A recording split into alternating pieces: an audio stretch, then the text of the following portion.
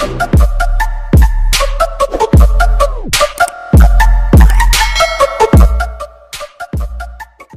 mga master, welcome back to our channel. Panibagong araw, panibagong kabanata na naman ang pagsamasamahin natin ngayong araw na ito. At kung bago ka sa ating channel, paki-click ang subscribe button and hit the notification bell para updated kayo sa ating mga susunod na videos.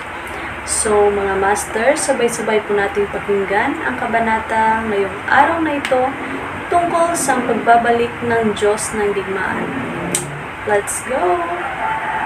Kabanata 1921 hanggang 1940. Kabanata 1921. Hinabol ng kambal meteorite si Levi. Ha? Anong meron? Tanong ni Levi. Nabalitaan namin ang nangyari sa asawa mo.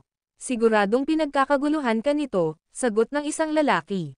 Tumanggo si Levi. Guro, may balita kami, at baka makatulong ito sa iyo. Ano yan? Ayon sa aming mga hitsura, ang Golden Port Island ay palaging ang lugar kung saan nagtitipon ang mga master ng mahiwagang pamamaraan. Ang pinakamakapangyarihang master ng mahiwagang pamamaraan sa listahan ng GEM, si Xenotaph, ay nakatira doon. Maraming iba pang mga masters ng magical techniques na maaaring gumamit ng geomancy para baguhin ang swerte ng isang tao. Ang ilan ay mga malisyosong nilalang na maaaring kontrolin ang isip ng iba at papatayin sila mula sa milya-milya ang layo, bagaman. Gayunpaman, nakilala namin ang isang master, at ang kanyang mga kasanayan ay hindi kapani-paniwala. Baka makatulong siya sa sakit ng asawa mo. Nanginig ang buong katawan ni Levi sa narinig. Siya ay desperado at hindi bibitawan ang anumang kislap ng pag-asa. Ang tanging bagay ay ang master ng mahiwagang pamamaraan na ito ay isa, at mahirap makuha siyang tanggapin ang isang kaso. Ito ang kanyang address at impormasyon. Ang aming mga magulang ay kanyang mga kakilala, kaya maaari siyang tumulong kung ibibigay mo sa kanya ang liham na ito kapag nakilala mo siya. Hindi namin matiyak kung handa siyang tumulong, kahit nasa sulat. Siya ay talagang kakaiba, ngunit dapat mong subukang hanapin siya, gayunpaman. Inabot ng Twin Meteorite ang sulat at ang folder na may impormasyon ng master kay Levi. Sige, salamat, boys. Pupunta ako kaagad sa Golden Port Island. Hindi nag-aksaya ng oras si Levi. Agad siyang sumugod sa Golden Port Island. Susubukan niya, kahit na mababa ang pagkakataon. Umalis si Levi, ngunit ang lahat ay nanatiling nakatingin sa direksyon kung saan siya naglakad palayo.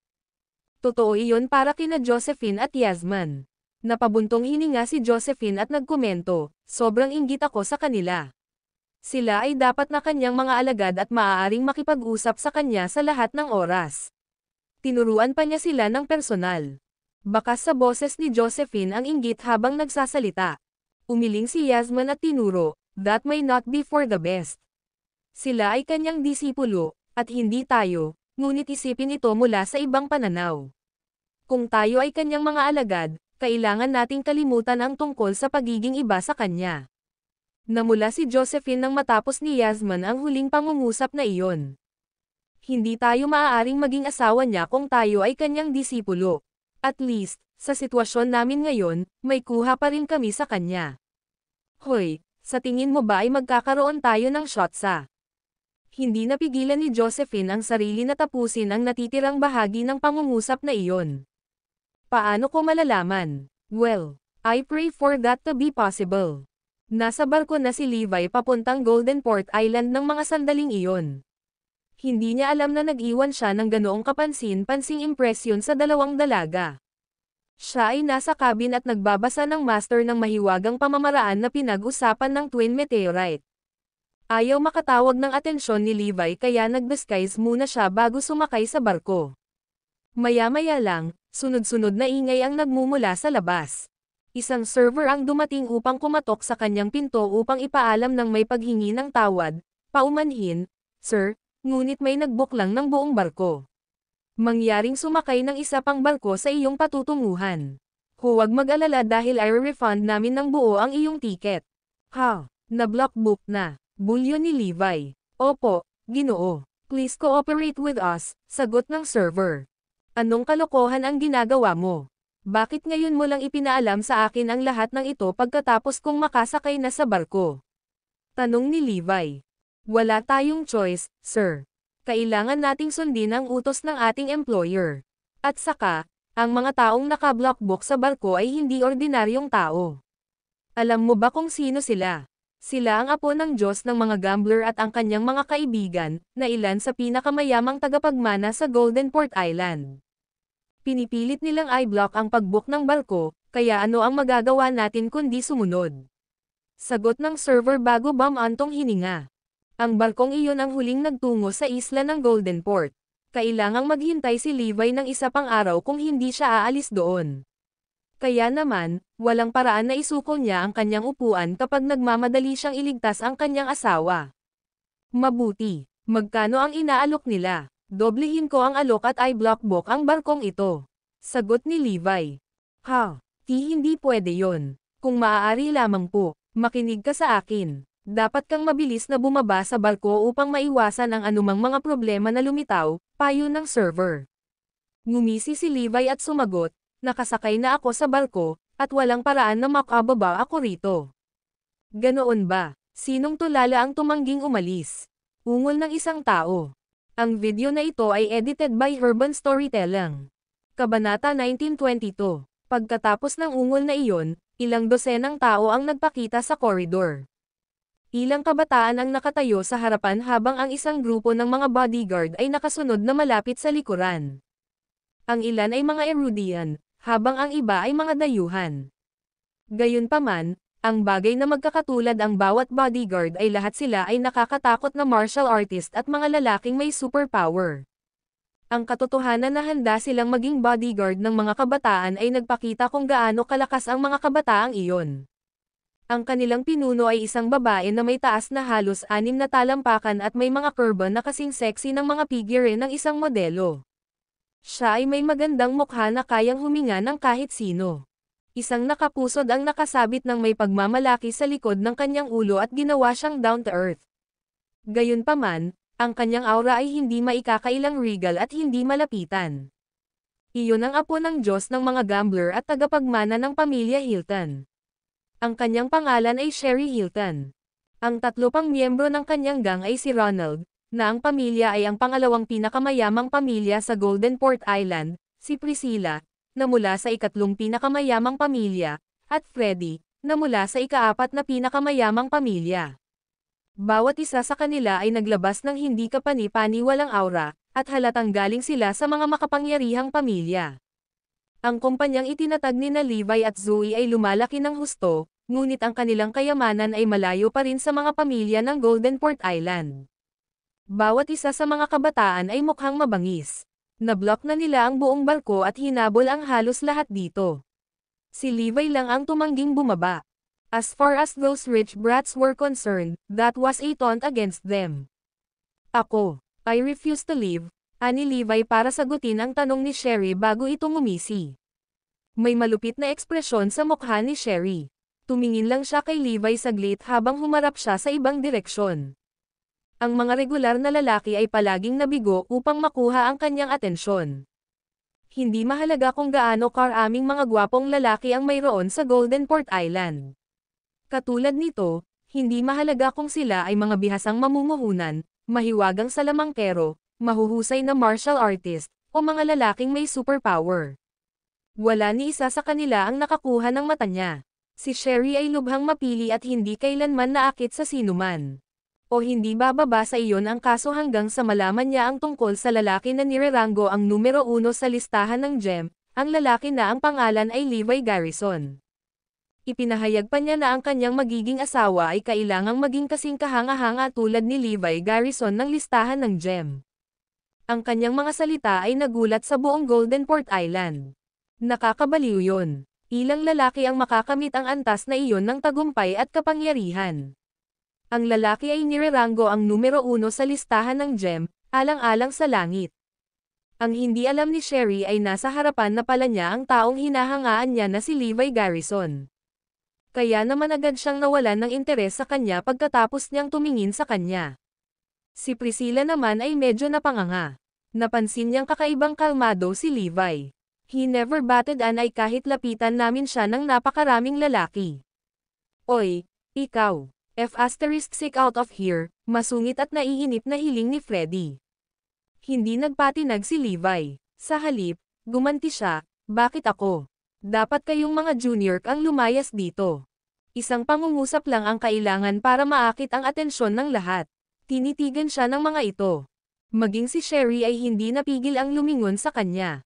Ang yabang na turok, iyon ang naisip na ibinahagi ng lahat. Bakit? Dahil kami ang nag-blockbook nitong buong barko, kaya kailangan mong bumaba. Sagot ni Freddy sa pamamagitan ng pagngangalit ng mga ngipin. Natawa si Levi sa narinig. Ipinaalam niya, paumanhin, ngunit dinobol ko lang ang presyo at blockbook ang barkong ito para sa aking sarili. Sa ngayon, sa akin ito, kaya kailangan mong bumaba. Ha? Natigilan ang lahat ng marinig iyon. Maging ang mga crew at ang mga server ay natulala. Kailan niya dinobol ang presyo at blockbook ang barko? Hindi pwede. Bakit walang nagsabi sa amin na may ibang naka-blockbook sa barko? Pinandilatan ni Freddy at ng iba pa ang mga manggagawa ng barko. Hindi. Wala sa mga ito ang nangyari. Mabilis na sinubukan ng kapitan ng barko na ipaliwanag ang sitwasyon. You never informed me that you are going to blockbook this ship, either. Iyon ang dahilan kung bakit nakukuha kong i-blockbook ito ayon sa gusto ko.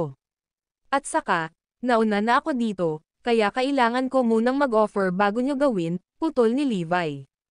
Ginagawa mo kaming kalokohan. Angal ni Freddy. Itapon mo siya kaagad, utos ni Freddy. Aatake na sana ang kanyang mga tauhan matapos marinig ang kanyang mga sinasabi. Teka, walang kwenta ang gumawa ng gulo. Wag na lang natin siyang pansinin at hayaan na natin siya. Isang malamyos na boses ang dumating, at tila si Sherry ang nagutos. Fine. Gagawin ko ang sinabi mo, Sherry. Maswerte ka sa pagkakataong ito, punk. Tumigil si Freddy sa kakagulo. Gayunpaman, bago siya umalis, nilinggan niya si Levi at nginisyan, pagdating natin sa Golden Port Island, ituturo ko sa iyo kung ano talaga ang hitsura ng kalupitan. Ang video na ito ay edited by Urban Storytelling. Kabanata 1923, tiningnan ng mga tagapagmana si Levi bago sila umalis. Nag-asal sila na parang mga Diyos sa langit na minamaliit ang mga mortal. Para sa mga taong ang pamilya ay halos kasing yaman ng Diyos ng mga gambler, ang mga karaniwang tao ay walang iba kundi mga uod lamang. Si Levi, gayunpaman, ay hindi nagbigay ng pakialam sa mga banta ng spoiled brat. Marami ang nagbanta sa kanya sa paglipas ng mga taon, ngunit ilan sa kanila ang talagang nagtagumpay sa pananakit sa kanya. Wala. Kahit si Bruce at ang buong bansa ng Zarain ay walang magawa sa kanya. Kaya naman, ano ba talaga ang magagawa ng mga punk na iyon sa kanya? Mabilis na umalis si Sherry. Ayaw niyang harapin ang mga nakakainis na isyo, kaya pinayagan niya si Levi na manatili sa sakay. Gayunpaman, wala siyang pakialam kung mamatay si Levi pagkababa niya sa barko. Iyon ang dahilan kung bakit hindi niya pinigilan si Freddy na gawin ang anumang bagay kay Levi pagkatapos. Matapos ang simula ng pagkaantala, bumalik si Levi upang basahin ang tungkol sa master ng mahiwagang pamamaraan na pinag-usapan ng Twin Meteorite. Isa talaga siyang alamat, ipinanganak siyang baldado at walang kaliwang kamay o kanang paa. Ang kanyang kanang mata ay bulag din, at ang kanyang kaliwang tainga ay bingi. Ayon sa alamat, siya ang lalaking biniyayaan ng makalangit na pananaw. Kaya naman ipinanganak siyang baldado para matumbasan ang Reg Along biniyayaan sa kanya. Ipinagpatuloy ni Levi ang pagbabasa at alamin ang lahat ng mahiwagang tagumpay na nagawa ng lalaki. Habang pinag-aralan ni Levi ang mga materyales, mas nakita niyang hindi kapanipaniwala ang lalaki. Pinalakas din nito ang kanyang kumpiyansa. Mabuti ito. Ibig sabihin, may magandang shot si Zoe sa pag-recover. Si Sherry at ang iba ay nagtipon sa first class cabin. Ayos na ang kasal mo kapag bumalik ka, Sherry. Mukhang hindi ka na makakatakas sa pagkakataong ito, komento ni Priscilla. Tila kalmado si Sherry nang sumagot siya, iyon ang tadhana ko, at wala akong pagpipilian kundi tanggapin ito. Ngumisi si Ronald at sumagot, huwag kang malungkot, Sherry. Nakilala ko ang iyong magiging asawa, at siya ang tagapagmana ng hindi kapani-paniwalang mayaman na Crypt Extreme Corporation. Ang kanyang mga kapangyarihan at background ng pamilya ay parehong legit at hindi kapani-paniwala. Kaya, tiyak na ikakasal ka sa isa sa mga pinakamagandang lalaki doon. At gusto mong malaman ang pinakamahalagang bagay. Sadyang hininaan ni Ronald ang kanyang boses at itinabi ang kanyang ulo para magtipon ang lahat. Ano? Curious na tumitig sa kanya ang mga barkada niya. Hulaan mo kung anong organisasyon ang sumusuporta sa Crypt Extreme Corporation. Alin? Ito ang maalamat na Lab of Gods mula sa Zarain. Ito ang pinakamisteryoso at pinakanakakatakot na lab na mayroon. Siguradong narinig mo na ang tungkol sa organisasyong ito, di ba? Sagot ni Ronald. Sabay-sabay na tumango ang lahat habang ang takot ay lumabas sa kanilang mga mata. Oo, iyon ang organisasyong sumuporta kay Bruce mula sa likod ng mga eksena. Kaya naman, ang pagbanggit lamang ng pangalang iyon ay nakapagtanim ng takot. Ang laboratorio na ito ay lumaki ng napakalaki na maaari nitong ituring ang sarili bilang isang banal na nilalang na namamahala sa sangkatauhan. Siyempre, narinig ko na. Bumili pa kami ng mga lihim na armas mula sa Lab of God dati. I never realized that the Crypt Extreme Corporation is their alliance, nagtatakang sagot ni Sherry. Mas tamang sabihin na ang Crypt Extreme Corporation ay kabilang sa Lab of Gods. Bilang ang pinaka-advanced na laboratorio, kailangan nito ng hindi kapani-paniwalang halaga ng mga pondo at napatunayan. Kaya naman ang Crypt Extreme Corporation ang pinakamagandang cash cow para sa kanila, pagbabahagi ni Ronald. Napabuntong hininga si Priscilla at ang iba pa bago siya nagtanong, ganun ba talaga? Well, I guess it's good kung totoo lahat ng iyon. Sherry, ikakasal ka talaga ng maayos. Sinabi sa akin ng aking lolo na kahit na ang pinakamaliit na koneksyon sa Lab of Gods ay magbibigay daan sa amin na magranggo sa tuktok ng mundo. Ang pagiging isang aktwal na bahagi nito ay magiging mas hindi kapani-paniwala. Kung pakakasalan ni Sherry ang lalaki, malaki ang posibilidad na makasama niya sila. Eksakto, Sherry, ito ay isang magandang pagkakataon. Narinig ko na talagang kinokontrol ng Lab of Gods ang bawat mahalagang bahagi ng mundo. Kaya, sila talaga ang nasa tuktok ng food chain. Naiinggit ang lahat kay Sherry. Maging si Sherry ay hindi napigilan ang pakiramdam ng maayos sa arranged marriage. Ang kanyang kasal ay nakatadhana na maging isang palaging walang pag-ibig na arranged marriage na nagmula sa kapwa palaging. Kaya naman, kung mas maliwanag ang palabas na inaalok nito, mas maganda ang mga bagay para sa kanya. Lumaki si Sherry sa isang pamilya na mas pinahahalagahan kita kaysa sa lahat, kaya natural lang na gusto niyang maging nangunguna. Sa ilalim ng mga sitwasyong iyon, ang Lab of Gods ay sadyang kaakit-akit sa kanya. Kung narinig ni Levi ang usapan, malamang magugulat din siya. Gaano katikat ang Lab of Gods? Buong araw at gabing tumatakbo ang barko bago ito nakarating sa Golden Port Island. Bago sila bumaba ng barko, ngumiti si Freddy at sinabing, muntik ko nang makalimutan ang punk na iyon. Hintayin mo siya dito. Ang video na ito ay edited by Urban Storytelling. Kabanata 1924. Nauna nang umalis si Sherry at ang iba dahil wala naman silang pakialam kay Levi. Para sa kanila, isa lang siyang langgam sa lupa. Bata pa si Freddy, kaya maliwanag na nagalit siya nang sabihin sa kanya ni Levi. Kaya naman hinintay niya si Levi. Palagi akong pinapaalalahanan ng aking pamilya na huwag gumawa ng gulo sa anumang ibang rehiyon ng Erodia dahil mahirap harapin ang mga resulta nito. Gayunpaman, nasa Golden Port Island kami ngayon, at ito ang aking turf. Panoorin mo na lang habang pinaluhod kita, bulong ni Freddy bago siya ngumisi. It only took him a second bago siya nakaisip ng tontoneladang ideya para saktan si Levi. Napakalupit ng mga kaisipang iyon na halos tumawa ng malakas si Freddy. Bakit hindi umalis ang punk na iyon? Tanong ng isang bodyguard, na hindi maiwasang maiinip. Ilang minuto na ang lumipas, ngunit wala pa ring palatandaan si Levi. Maghintay pa tayo ng kaunti. Masyadong malayo siguro ang economic cabin, sagot ni Freddy. Lumipas ang 5 minuto. Lumipas ang 10 minuto. Lumilipad ang oras. Naghintay silang dalawa sa loob ng 1 minuto, ngunit hindi nakita ni Freddy at ng kanyang mga tauhan si Levi. Ano ang nangyayari? Nauna na bang umalis ang punk na iyon?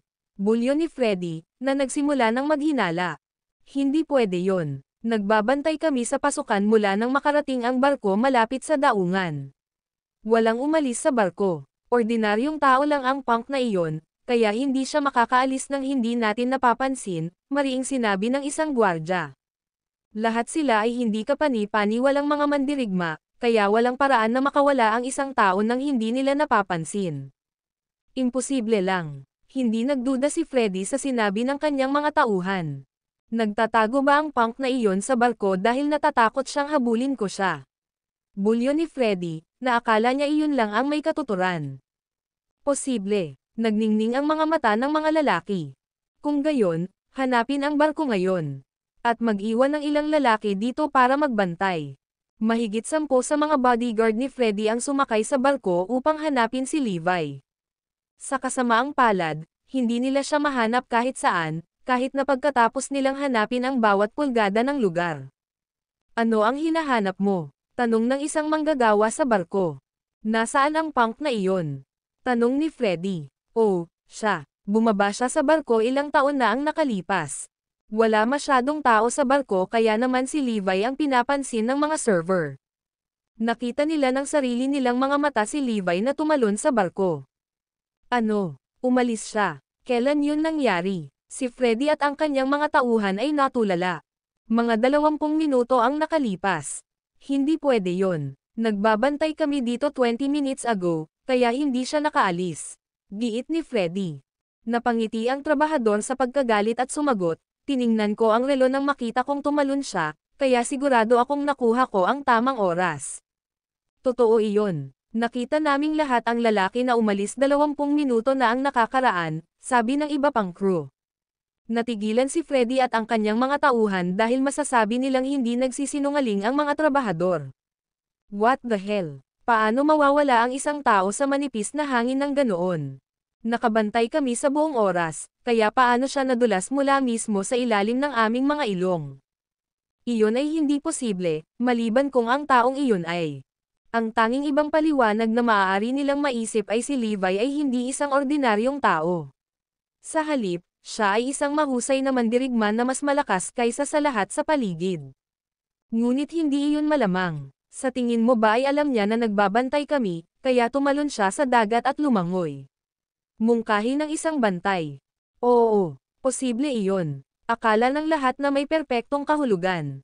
Isang beses pa hinalughog ni Freddy ang kanyang mga tauhan sa barko at umalis na lamang sila pagkatapos nilang matiyak na walang tao. Sa kabila noon, naisip ni Freddy na parang may mali. Dapat na-detect siya ng mga tauhan ko kahit tumalon siya sa dagat. Hindi naman sila ordinaryong bodyguard kung tutuusin. Ang mga lalaking ito ay alinman sa mga bihasang mandirigma o may mga superpower. Dapat ay na-detect na nila ang isang taong nadulas sa sandaling lumangoy siya. May sira. Hanapin mo siya. Ipinadala ni Freddy ang kanyang mga tauhan para hanapin si Levi sa buong Golden Port Island.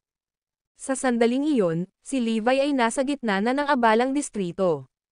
Gusto niyang iwasan ang mga hindi kailangang gulo, kaya sinadya niyang iwasan si Freddy at ang kanyang mga tauhan.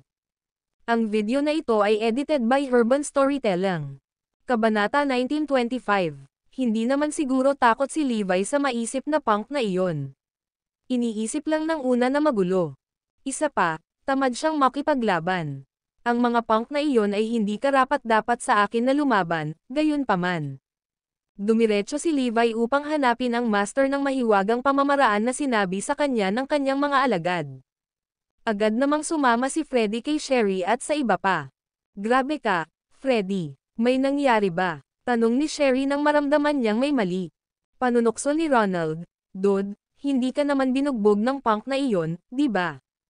Hindi. Maasim na sagot ni Freddy. Alam niyang hahabulin ko siya, kaya tumalon talaga siya sa dagat para tumakas. Well, okay lang hanggat hindi ka nasaktan. Ordinaryong dude lang si Levi kay Sherry at sa iba pa, kaya hindi sila interesado sa kanya. Tiyak na hindi na sila magtatanong tungkol sa kanya.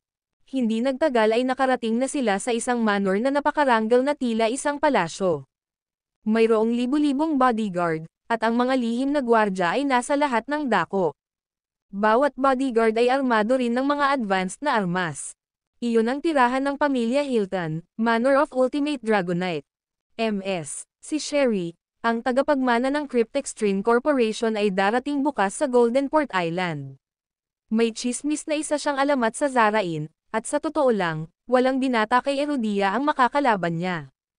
Mahal siya ng buong pamilya, at lalo siyang sinasamba ng lolo mo, anunsyo ng mayordomo, na dumating para salubungin ang lahat.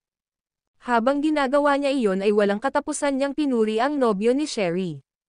Ngunit hindi siya kalaban kay Levi Garrison. Pabulaan na ni Sherry. Handa siyang tanggapin ang kaayusan na ginawa ng kanyang pamilya. Gayunpaman, hindi iyon tinanggap na tatanggapin niya ang lalaki. As far as she was concerned, si Levi pa rin ang idol niya. Umalis silang apat kanina sa Golden Port Island para manood ng Elites Conference. Pumunta sila dahil gusto nilang maglakbay sila, matuto pa at bumuo ng mas magandang social network. Sa isang paraan, iyon ang lugar kung saan ang lahat ng Herodia. Hell, marahil ang lahat ng Bayview ay nagpunta upang maghanap ng potensyal na manliligaw.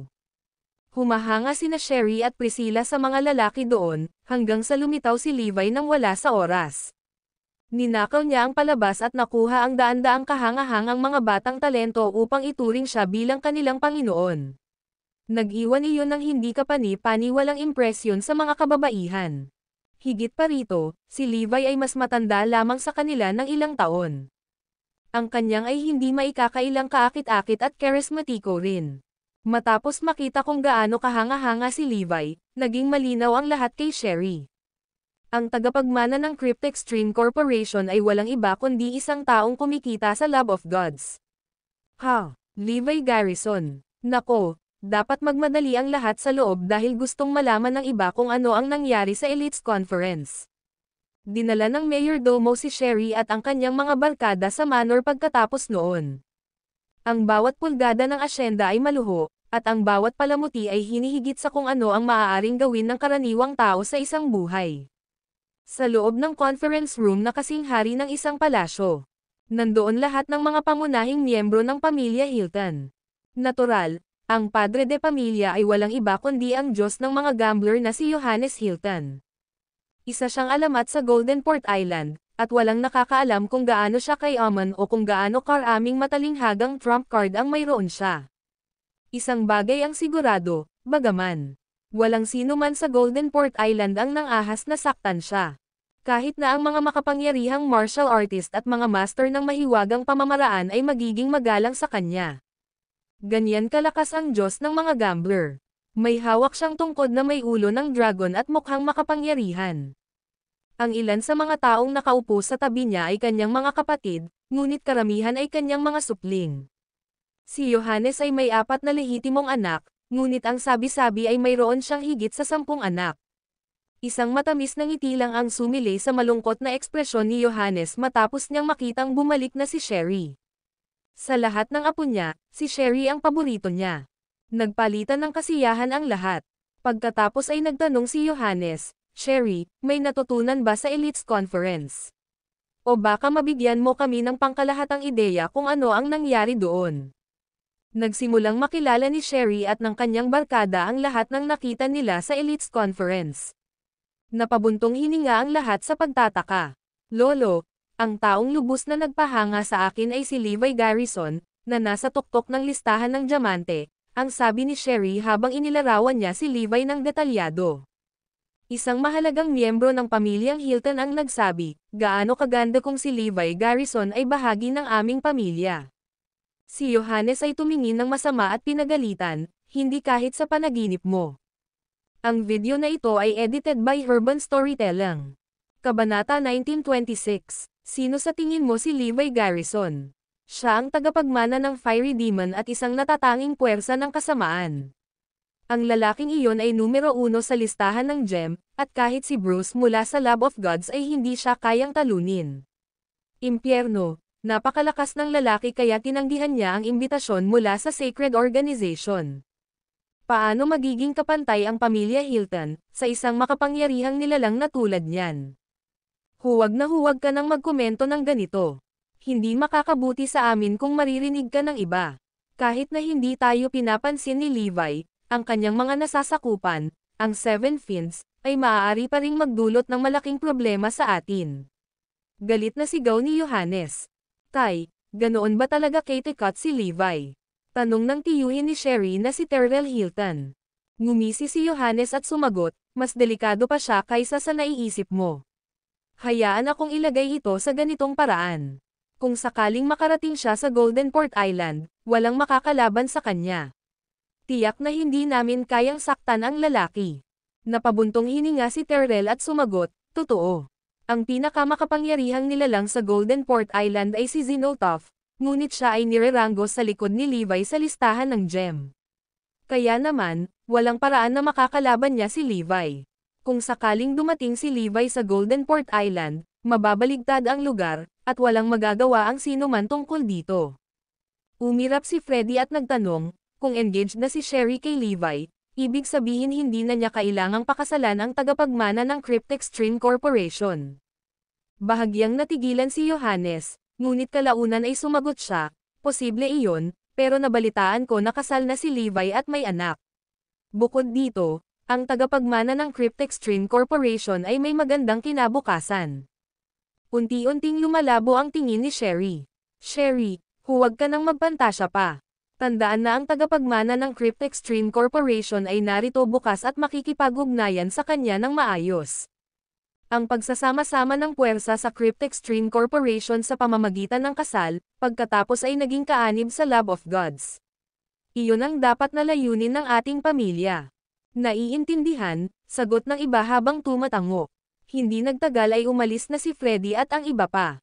Sa loob ng sasakyan, nakumpleto namin ang isang pangunahing pagsisiyasat, ngunit walang palatandaan ng punk na iyon.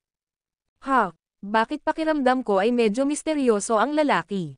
Napabuntong hininga si Freddy at sumagot, bale. Walang saysay ang pag-aaksaya ng maraming oras sa isang ordinaryong tao. Narating na ni Levi ang address na ibinigay sa kanya ng Twin Meteorite noon. May simbahan doon, ngunit matagal na itong inabandona. Ang alikabok ay nasa lahat ng dako, at mga sapot ng gagamba sa bawat sulok. Mukhang walang nakatira doon, at walang mahanap si Levi sa kanyang paghahanap. Sa paghusga sa estado ng lugar, ito ay inabandona ng hindi bababa sa 5 taon. Nagkamali ba ang dalawa? Bulong ni Levi. Ngunit ang Twin Meteorite ay palaging nakatuon at masigasig, kaya hindi malamang na magkamali sila ng ganito. Ang tanging paliwanag ay ang master ng mahiwagang pamamaraan ay umalis na sa lugar. Ibig sabihin, isa itong isyu sa timing. Hindi mahalaga, bagaman. Nasa Golden Port Island na ako, kaya hindi ako mahirapan na hanapin ang lalaki. Ako ay isang tagalabas, kaya wala akong masyadong alam. Gayunpaman, dapat alam ang mga lokal dito tungkol sa lalaki. Pagkatapos umalis ni Levi sa simbahan, pinaimbestigahan niya ang West Skylord at alamin kung aling pamilya ang pinakamakapangyarihang pamilya sa isla. Diretso lang ako at tanungin sila kung nasaan ang master ng mahiwagang pamamaraan na hinahanap ko. Ang mungkahi ko ay nagtanong sa pamilyang Hilton, nakangiting ulat ng West Skylord. Okay, sagot ni Levi bago siya pumara ng taxi. Saan ka pupunta? Sa Manor of Ultimate Dragonite. Natigilan ang driver nang marinig ang sagot na iyon. Hindi niya maiwasang mapatingin kay Levi na hindi makapaniwala. Alam ng lahat sa Golden Port Island na ang pamilya Hilton ay nananatili sa Manor of Ultimate Dragonite. Iyon ang bawal na lugar. Ang mga ordinaryong tao ay may posibilidad na masyadong matakot na makalapit sa lugar na iyon dahil malamang na ito ay magiging one-way na biyahe. Baka mawalan talaga sila ng buhay doon. Sigurado ka bang gusto mong pumunta sa Manor of Ultimate Dragonite? Tanong ng taxi driver. Siyempre, sigurado ako. Alam mo naman na nakatira ang pamilya Hilton, di ba? Tanong ng taxi driver habang pinupunasan ang pawis sa noo. Oo, alam ko yon. Dalhin mo na lang ako dyan. Bakit ganyan ka magsalita nang walang katapusan? Reklamo ni Levi na naiinip na. Sige, makalipas ang halos 1 oras. Tumakas ang driver ng taxi sakay ng kanyang sasakyan matapos niyang ihatid si Levi malapit sa Manor of Ultimate Dragonite. Ang video na ito ay edited by Urban Storytelling. Kabanata 1927. Ang driver ng taxi ay hindi pa nakatagpo ng sino mang may sapat na lakas ng loob na maglakad papunta mismo sa tahanan ng pamilya Hilton. Iminungkahi din ng outfit ni Levi na siya ay regular na dude, kaya parang walang paraan na may ugnay siya sa pamilyang Hilton. Kung talagang makapangyarihan siyang tao, bakit kailangan niyang sumakay ng taxi? Ang lahat ng mga puntong iyon ay ginawa ito upang ang driver ng taxi ay tiyak na hindi aalis si Levi sa lugar ng isang piraso. Malamang na mamatay siya sa paglalakbay na ito. Nakita ni Levi ang manor na medyo malayo at nagsimulang maglakad papunta dito. Sa kasamaang palad, nahuli na niya ang mga mata ng maraming tao noon. Pinagmamasdan nila ang dahan-dahan niyang paglapit sa pintuan ng manor. Ganyan kahigpit ang mga security guard na nakatalaga doon. Kailangan nilang makatiyak na ang panganib ay mananatiling malayo sa manor. Kaya naman, hindi nila hahayaang makalusot ang isang makamandag na gagamba. Ang isang tulad ni Levi, sa makatuwid, ay talagang wala sa tanong. Hawakan mo dyan. Anong ginagawa mo? May sumigaw, at mahigit 10 bodyguard ang nagzip. Pinalibutan nila si Levi. Sino ang pinuno ng lugar na ito? Tanong ni Levi na hindi nag-abalang sagutin ang tanong ng lalaki. Hahaha, sandaling natigilan ang lahat bago sila tumawa ng malakas. Hindi mo alam kung nasaan ka, punk. Makinig ka, pare. Ito ang manor ng Ultimate Dragonite, at dito nakatira ang God of Gamblers. Naturally, ang pinuno ng lugar na ito ay ang Diyos mismo ng mga gambler. Tumanggaw si Levi nang marinig iyon. Hiniling niya, okay, kung gayon, salubungin niya ako ngayon. Wow! Magiging ganyan na lang siya kapurol. Natigilan ang lahat sa sinabi ni Levi. Lumingon sila sa isa't isa habang ang parehong pag-iisip ay tumatakbo sa lahat ng kanilang isipan. Is this guy a retard? He's actually demanding that the God of Gamblers, who is like the king of this island, come to him. Siya ay maaaring may sakit na siya ay nag-ilusyon o siya ay isang baliw. Ano ka pa nakatayo sa paligid para sa? Puntahan mo na siya. Ang pangalan ng lalaki ay, Johannes Hilton, tama ba? Papuntahin mo siya sa akin ngayon. Ikaw na ang bahala sa kahihinatnan kung may mga pagkaantala, utos ni Levi. Johannes Hilton, sino ba yan? Natigilan lahat ng mga bodyguard. Ilang taon na ang lumipas mula nang itinuring ang sinumang Diyos ng mga gambler sa kanyang tunay na pangalan. Kahit na ang mga maimpluwensyang tao ay kailangang ituring ang mga lalaki bilang Diyos ng mga gambler sa halip na tawagin siya sa kanyang pangalan. Umabot sa puntong hindi na maalala ng iba ang pangalan niya nang bigla na lang itong binibigkas ng ganoon. Yan ang pangalan ng God of Gambler, tama ba? Ay nako, baliw ka, punk. How dare you call him by his legal name? Sinusubukan mo bang magpakamatay? Hindi nagtagal ay dumating na ang iba. Baka sa mukha nila ang galit. Ikaw na walang alam na punk. Nandito ka ba para manggulo? Hinihiling na ang Diyos ng mga gambler ay lumapit sa iyo ng ganito. Dapat ay may death wish ka. Jeez, I can't believe you came to make a scene and call the God of Gamblers by his real name. Kailangan mong maging isang napakaswerteng ashole para makaligtas dito. Nagsimula nang magkagulo ang mga security guard. Si Levi, gayunpaman, ay nanunuya at nagbabala, narito ang kanilang tunay na payo. Kunin ang Diyos ng mga gambler na lumapit sa akin ngayon, kung hindi, sasalakayin ko. Magiging masama para sa lahat kung nangyari iyon. Ang pagkarinig sa mga salitang iyon ay lalong nagpagalit sa mga gwardya. Si Levi, sa diwa, ay paulit-ulit silang tinutuya. Hindi na nila napigilan ang kanilang galit. Ilang dekada na ang nakalipas, at walang sino man sa Golden Port Island ang nang-ahas na pumunta at gumawa ng eksena doon sa bahay ng God of Gamblers. At isipin na ang punk na ito ang gumagawa nito ng mag-isa ngayon. Napakatanga niya, matapang, pero tanga. Huwag mo nang sayangin ang hininga mo sa kanya. Patayin siya at aipakin sa mga piteng. Umiling si Levi sa sobrang inis. Sinubukan niyang maging sibil, ngunit hindi ito gumana, kaya kailangan niyang gumamit ng karahasan. Tara na, gagawin ko itong mabilis na labanan para mabilis akong makalapit sa Diyos ng mga gambler at malaman kung nasaan ang master ng isang pamamaraan na iyon. Atake, patayin ang punk na iyon. Aatake na sana sila ng may malambing na boses. Teka lang, huwag ka munang umatake. Nagkataon na nasa kotse si Sherry at pabalik sa bahay. Nakipaghiwalay na siya kay Priscilla at sa iba pa. Kahit sa malayo, masasabi niyang may gumagawa ng eksena sa front gate. Ano ang nangyayari? Tanong ni Sherry. Ang punk na ito ay dumating upang tuyain at manggulo. Hiniling pa niya na ang Diyos ng mga gambler ay pumunta sa kanya ng personal.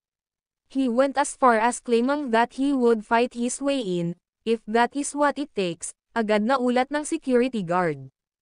Ano? Hindi ako makapaniwalang may nangyaring ganito. Di asterisk man yung lalaki. How dare he outed the Hilton family? Biglang umikot ang ekspresyon ni Sherry, at ang kanyang aura ay naging kasing yelo ng bagyo. Maya-maya lang, lumingon si Levi. Nagkatinginan silang dalawa sa mata. Ikaw, napamura si Sherry sa pagtataka. Ang video na ito ay edited by Urban Storytelling. Kabanata 1928, siguradong hindi inaasahan ni Sherry na makikita niya ang lalaki sa harap ng gate niya. Yun yung lalaking hindi ko pinansin sa barko. Sa pagkakataong iyon, hindi maiwasan ni Sherry na maintriga. Hindi mahalaga kung gaano kaordinaryo ang lalaki. Ang katotohanan na siya ay may lakas ng loob na isang eksena sa lugar ng Diyos ng mga gamblers ay gumawa na siya ay naiiba. Nakakaloka ito. Hindi ako makapaniwala na ang lalaki ay darating pagkatapos ng pamilya Hilton. I guess that means hindi siya katulad ng iba. Iyon ang unang pagkakataong na-curious si Sherry kay Levi. Kung alam ni Freddie at iba pa ang kanyang nararamdaman, malamang na magugulat sila na malaglag ang kanilang mga panga. Ha? Kilala mo ba siya, MS? Sherry, may napansin ang isang security guard, at hindi niya maiwasang magtanong tungkol dito. Oo, nagkita kami minsan, sagot ni Sherry habang inilipat niya ang tingin kay Levi at nagtanong, anong ginagawa mo dito? Hindi sinagot ni Levi ang tanong niya. Sa halip, tinanong niya, sino ang Diyos ng mga sugal para sa iyo? Siya ang lolo ko. Kung gayon ang lahat ay mas madali na ngayon. Kunin mo ang lolo mo. May tanong ako sa kanya. Ang tono ni Levi ay nagparamdam sa lahat ng labis na hindi kasiya siya, kasama na si Sherry. Sino ka sa tingin mo? How dare you demand that the God of Gamblers came to you? Masyadong mayabang ang punk na ito. Patayin na lang natin siya agad, mungkahi ng bodyguard na hindi na napigilan ang galit. Teka, may mga tanong ako sa kanya, sagot ni Sherry. Nilinggan niya si Levi at tinanong, sino ka at taga saan ka? Bakit mo hinahanap ang lolo ko? Hindi mo kailangang malaman iyon. Puntahan mo na lang siya, ay salinabilin ni Levi. Ganoon ba? Okay, then I guess it's none of my business what happened to you to, sagot ni Sherry bago ito tumalikod at umalis para pumasok sa mansyon. Bilang mga bodyguard para sa pamilyang Hilton, ang mga lalaki sa site ay kailangang higit pa sa mga bihasang mandirigma. Kailangan din nilang maging matalino. Masasabi nila kung ano talaga ang sinasabi ni Sherry. Sinabi niya na itong may kinalaman sa kanya, kaya wala itong gagawin na tayo ay magdedesisyon kung paano natin haharapin ang punk na ito. Ngumiti ng masama ang mga bodyguard. Hinihintay na lang nilang sabihin ni Sherry ang eksaktong mga salitang iyon dahil kanina pa sila nangangati na turuan ng leksyon si Levi. Atake. Mahigit 10 bodyguard ang pinalibutan ni Levi at handa nang umatake. Pumasok si Sherry sa manner na walang pakialam na ekspresyon. Nakatawag pansin sa kanya ang mga kilo ni Levi noong araw na iyon, ngunit saglit lang iyon. Wala pa rin siyang pakialam kung mamatay siya. Boom!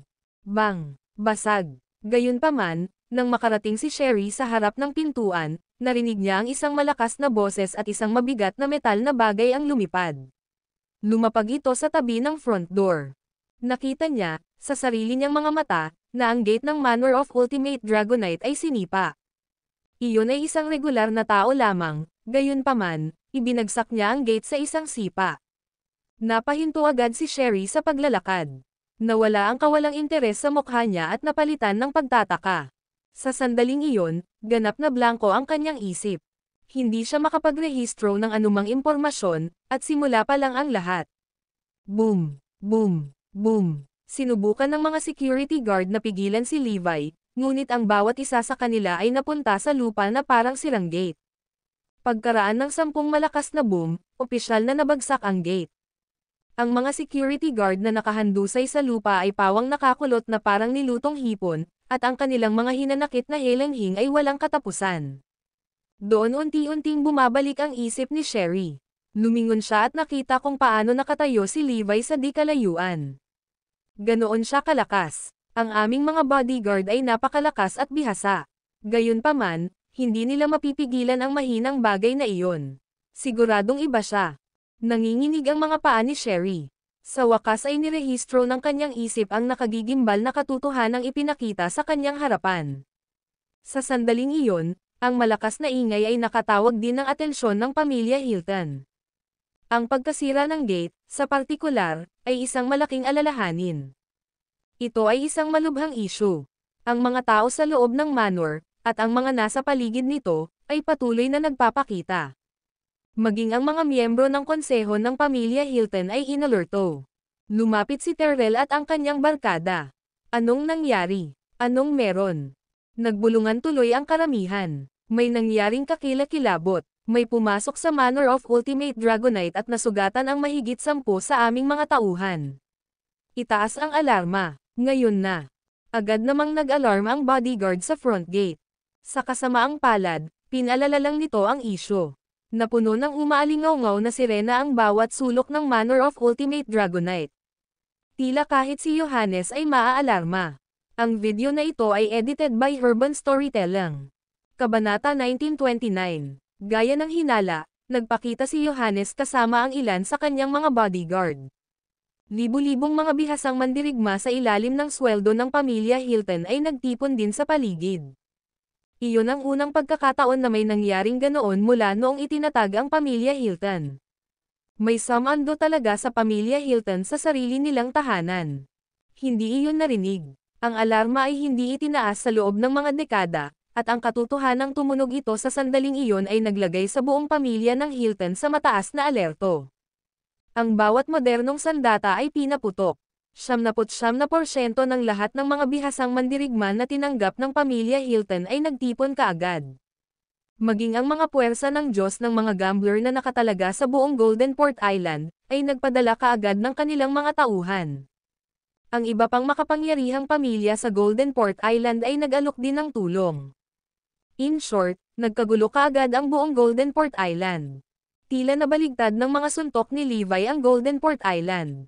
Libu-libong tao ang nagtipon sa harap ng pintuan ng Manor of Ultimate Dragonite sa isang kisap mata. Napakaraming tao ang nakapalibot sa lugar na halos wala ng lugar para makagalaw. Napatingin ang lahat kay Levi, at hindi nila maiwasang magulat nang makitang mag-isa lang ito. Noong una, inakala nila na ilang malalakas na puwersa ang sumalakay sa manor. Sinong mag-aakala na isa lang itong lalaki? Narito ang Diyos ng mga gambler. Nagpahayag ng isang tao. Hindi nagtagal ay nagpakita na si Johannes dala ang kanyang tungkod. Ano ang nangyayari? Hindi nasisiyahang tanong ni Johannes. Nasaksihan ni Sherry ang lahat ng personal, kaya ibinahagi niya ang nangyari sa lahat. Lolo, masyado kayong madalas sa panganib. Isa lang yan, dude. Bakit tayo nagkakagulo? Mula noon ay nakabangon na si Sherry. Nagulat talaga siya kanina, pero dahil lang sa hindi inaasahang malakas si Levi. Siya ay isang regular na dude, ngunit kahit papaano ay nagdulot siya ng pagsabog. Nakakatakot kaya iyon, at iyon siguro ang dahilan kung bakit ako nawalan ng paa kanina. Totoo iyan, ngunit ang isang bagay na tulad nito ay hindi pa nangyari noon, kaya mas mabuti kung magpatuloy tayo ng maingat, sagot ni Johannes. Iyon mismo ang dahilan kung bakit sinabi ko na ang lahat ay masyadong makulat. Ang lahat ay walang karanasan at kumikilos ng labis. Anong nangyari? Anong meron? Nagpakita rin ang mga kaibigan ni Sherry. Laking gulat nila nang makita nila si Levi na nakatayo sa gitna ng kaguluhan. Sa kanila, si Freddy ang pinaka-nagulat. Nagpadala siya ng hindi mabilang na mga lalaki para hanapin si Levi. Sinong mag-aakalang mapupunta ang lalaki dito sa lugar ng God of Gamblers? Dahil ba sa kanya ang kaguluhan na ito? Tanong ni Priscilla, na ang mga mata ay nagniningning sa hindi makapaniwala. Tumango si Sherry. Kaya, pumunta ka para gumawa ng eksena, patay na patay ka, punk. Hayaan mong magkaroon ako sa iyo, Sherry. Sinabi ni Freddy sa lahat kung paano nadula si Levi sa barko noong araw na iyon. I guess hindi aksidente na nakatakas siya kanina. Ang punk na ito ay talagang sanay, komento ni Freddy habang nakatingin kay Levi at humiling, lahat ay maaaring umupo at ipaubaya ito sa akin. Hahawakan ko ang punk na iyon. Naisip ni Freddy na perpekto ang timing dahil gusto niyang balikan si Levi. Maghintay. Isang makapangyarihang boses ang nagpatigil sa lahat. Ang Diyos ng mga gambler ay humakbang pasulong. Agad na lumayo si Freddy at ang iba pa. Matalim ang tingin ni Johannes. Pinandilatan niya si Levi at nagtanong, "Bakit ka pumunta sa bahay ko, anak? Narinig ko na narito ka para humingi ng madla sa akin. Tama ba?" "Oo, tama iyan. Simple lang naman ang dahilan kung bakit kita hinahanap. Gusto kong malaman kung nasaan ang isang tao mula sa iyo." "Ha? Nagbibiro ka ba?" Nagulat ang lahat ng tao sa site dahil sa sinabi ni Levi. Noong una ay inakala ng lahat na nandoon lang si Levi para tuyain at gumawa ng eksena, pero nandoon pala siya para maghanap ng kung sino.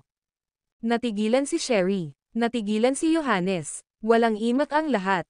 Natahimik si Johannes ng ilang segundo habang nagtanong siya, "Sino ang hinahanap mo?" Ang mga bagay ay umunlad hanggang sa ganoong lawak, kaya maging si Johannes ay nagiging mausisa. Sino ang taong hinahanap niya? Bakit sabik na sabik siyang hanapin ang taong iyon na handa niyang ipagsapalaran na mapunta sa lahat? "Naghahanap ako ng Master of Magical Techniques, pero hindi ko alam ang totoong pangalan niya. Ang alam ko kilala ko siya bilang Half Phantom. Alam mo ba kung sino siya?" Tanong ni Levi. "Ano? Hinahanap mo siya?" Ang aura sa lugar ay nagyelo at nagbago ng husto sa sandaling binigkas ni Levi ang mga katagang iyon. Si Johannes, partikular, ay nakatingin sa malayo. Ang video na ito ay edited by Urban Storytelling. Kabanata 1930. Walang naramdaman ang nakababatang henerasyon nang marinig nila ang pangalan. Gayunpaman, biglang inilipat ng mga matatandang henerasyon ang mga ekspresyon dahil binanggit ni Levi ang paksang ipinagbabawal noon sa Golden Port Island. May dahilan kung bakit siya nakilala bilang kalahating multo, at ito ay dahil hindi siya mabait o masama. Kita nyo, ang lalaki ay hindi kapanipaniwala sa geomancy. Kaya naman, maraming mayayaman at sikat sa Golden Port Island ang kumukonsulta sa kanya sa tuwing nagpaplano sila ng anumang major event, gaya ng pagsisimula ng negosyo o pagpapakasal. Ang sinumang kumonsulta sa kanya ay magkakaroon ng mabungang pakikipagsapalaran. Maging ang mga makapangyarihang tao tulad ng God of Gamblers ay bumaling sa Half Phantom para sa isang konsultasyon. Hindi kalabisan kung sabihin na halos lahat ng tao sa isla ay pumunta sa kanya, at tumpak na sabihin na ang bawat makapangyarihang tao sa isla ay may utang sa kanilang kapangyarihan sa Half Phantom. Kaya naman laking gulat ni Levi nang tingnan niya ang folder ng lalaki. Napakagaling. Ang lalaki ay halos responsable para sa maluwalhating paglago sa Golden Port Island, at ang kanyang impluwensya ay tumagal ng mga dekada. Ang lahat ay lumago mula sa kanya, at siya ang ugat ng lahat ng tagumpay na iyon. Sa kasamaang palad, ang kanyang mga kasalanan ay nakakatakot at kasing tagal ng kanyang mga nagawa. Noong una, tinawag siya ng lahat na Half Phantom dahil ipinanganak siyang may mga pisikal na depekto at hindi kaaya-aya. Nagbago iyon mula noon. Ang Half Phantom ay biglang naging isang ipinagbabawal na paksa, at ang pagbanggit lamang ng kanyang pamagat ay nagbigay inspirasyon sa walang katapusang takot. Sa kasamaang palad, ang mga nakatataas sa Golden Port Island ay ganap na tinatakan ang lahat ng mga record ng kung ano ang sumunod na nangyari. Iyon ang dahilan kung bakit ang nakababatang henerasyon ng Golden Port Island at ang mga mamamayan sa labas ng isla ay walang ideya kung sino ang Half Phantom. Ito rin ang dahilan kung bakit naka-off ang impormasyong ibinigay ng Twin Meteorite. Alam ni Levi na napunta siya sa tamang lugar nang makita niya ang ekspresyong suot ni Johannes at ng iba pa. "Salamat sa langit na dumiretso ako sa Diyos ng mga gambler. Kung sa iba ako napunta, sayang ang oras ko." Tila walang ideya si Sherry at ang iba pang mga kabataan kung sino ang Half Phantom dahil kakaiba silang nakita sa amin ni Johannes. "Oo, tama ang hula mo. Naparito ako para hanapin ang Half Phantom." Pagkumpirma ni Levi. Bumalatay ang galit sa mukha ni Johannes. Sumigaw siya, "Umalis. Walang sino man dito na napupunta sa pamagat na iyon, at wala akong ideya kung nasaan siya." Hindi inaasahan ang tugon ni Johannes. Napakabastos ng nanghihimasok at nagbibiro ng kalokohan tungkol sa Half Phantom. Bakit hahayaan ng Diyos ng mga gambler na mabuhay ang lalaki? Bakit niya itinataboy ang lalaki? May gagawin ba ito? Kasama ang Half Phantom. Ha? Sigurado ka bang hindi mo alam kung nasaan siya? Sinubukan muli ni Levi ang kanyang kapalaran. Giit ni Johannes, "Sigurado ako. Dapat tumigil ka na rin sa paghahanap sa kanya. Umalis sa Golden Port Island ngayon o mamamatay ka sa isang kakilakilabot na kamatayan. Hindi niya ba talaga alam? Bulong ni Levi sa sarili. Nasa bingit na siya ng pagsuko at pag-alis nang makatanggap siya ng mensahe mula sa West Skylord. Ang mensahe ay nabasa, ang Diyos ng mga gambler ay ikinulong ang Half-Phantom. Nagbago ang ekspresyon ni Levi matapos niyang basahin ang mensaheng iyon. Dahan-dahan niyang itinaas ang ulo, at napatitig ang tingin kay Johannes. Bumangon ang guilt kay Johannes nang makita niya kung paano nakita si Levi. Nagbanta ang una, umalis ka na. Sisiguraduhin kong mamamatay ka sa isang kakilakilabot na kamatayan kung hindi mo gagawin. Ngumisi si Levi at sumagot, bakit parang guilty ka? I bet nakalok mo ang Half-Phantom. Ang kanyang mga salita ay nagpapadala ng isang alon ng pagtataka. Si Johannes, ang kanyang mga kapatid, at ang kanyang mga anak na lalaki ay mas masama ang hitsura. Hindi makapaniwala ang bawat mukha nila. Paano mo alam iyon? Agad na namutla si Terrell, at napabuntong hininga siya. Iyon ang itatanong ni Johannes. Sa sandaling iyon ay nagsimulang bigyang pansin ang lahat ng si Levi at seryosohin ang mga lalaki. Kaya alam niya sa lahat na nakakulong ako sa Half-Phantom. Kaya pala pumunta siya dito. Nataranta pa rin si Sherry at ang mga kaibigan niya. Wala silang ideya kung ano ang nangyayari. Sino ka at paano mo siya nakilala? Tanong ni Johannes na may bakas ng takot sa boses. Ngumisi si Levi at sumagot, hindi ko pa siya nakilala, at pumunta lang ako para humingi ng tulong sa kanya. Ibigay ang lalaki. Hindi ako sasali sa personal na paghihiganti ninyo laban sa isa't isa. Gusto ko lang ng tulong niya. Nang marinig ang mga salita ni Levi, medyo huminahon si Johannes. So, hindi mo siya kilala. Tama, sagot ni Levi.